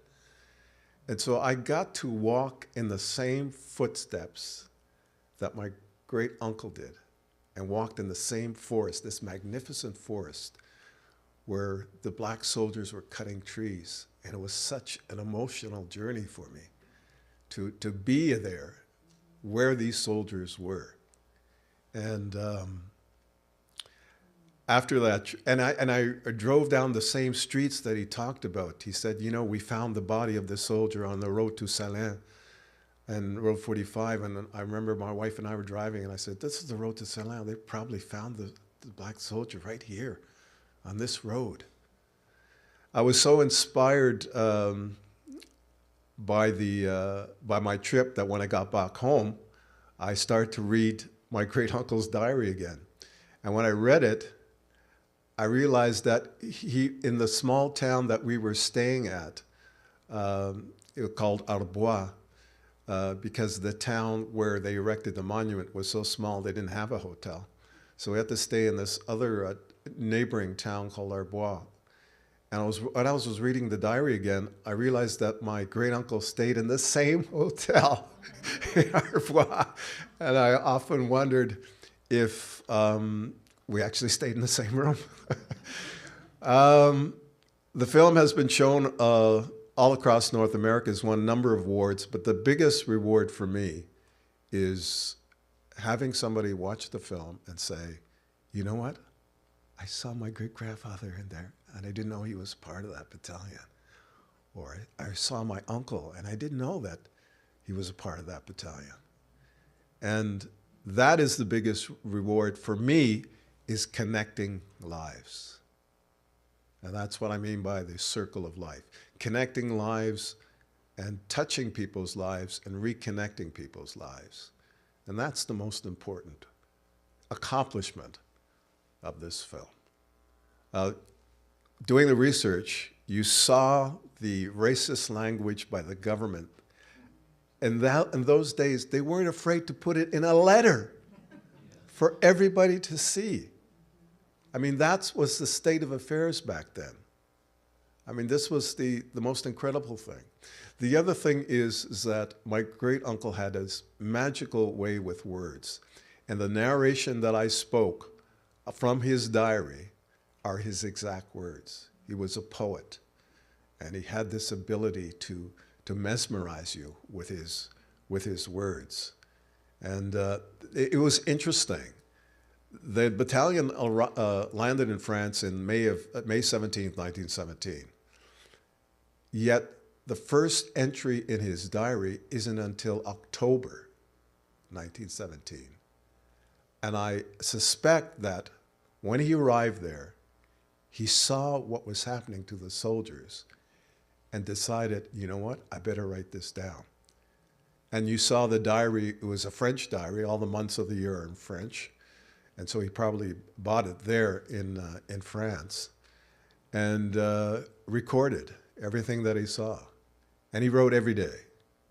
He wrote every day how much he missed his family, what the soldiers were going through.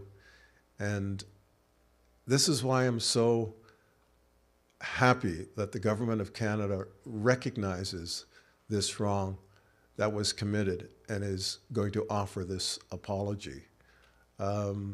It's going to make so many people appreciative, both in the military, both in Europe, both in North America. I mentioned in the film that there were 160 African Americans. That was to promote the film in the States, so to make them realize that they played a significant part. But that has been the biggest joy for me. It has been an honor for me to play my great uncle, to tell this story, and to be able to share it with so many people. And it wasn't easy. Raising the money for it, you saw a lot of the government agencies finally came aboard, but at the beginning they didn't want to, because they didn't want the story to come out. And so I would pound the pavement every day, you know, trying to raise money and call people in Ottawa who I knew, and I'd come home and dead beat, and my wife would look at me and she'd say, "What are you doing to yourself? Give it up." I said, I can't. I can't. Something is driving me to tell this story. And I did it.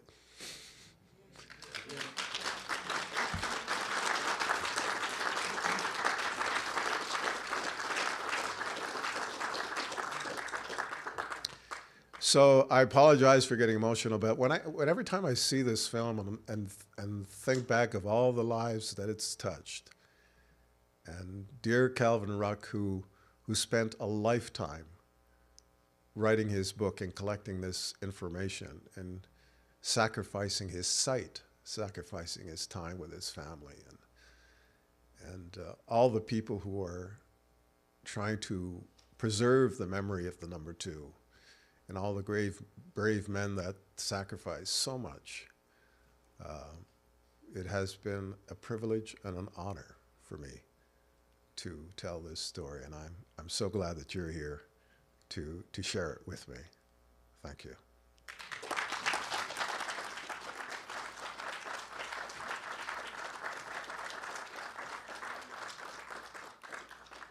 Well, that's 3 things we have in common. Sometimes we get a little emotional when we get in front of a crowd.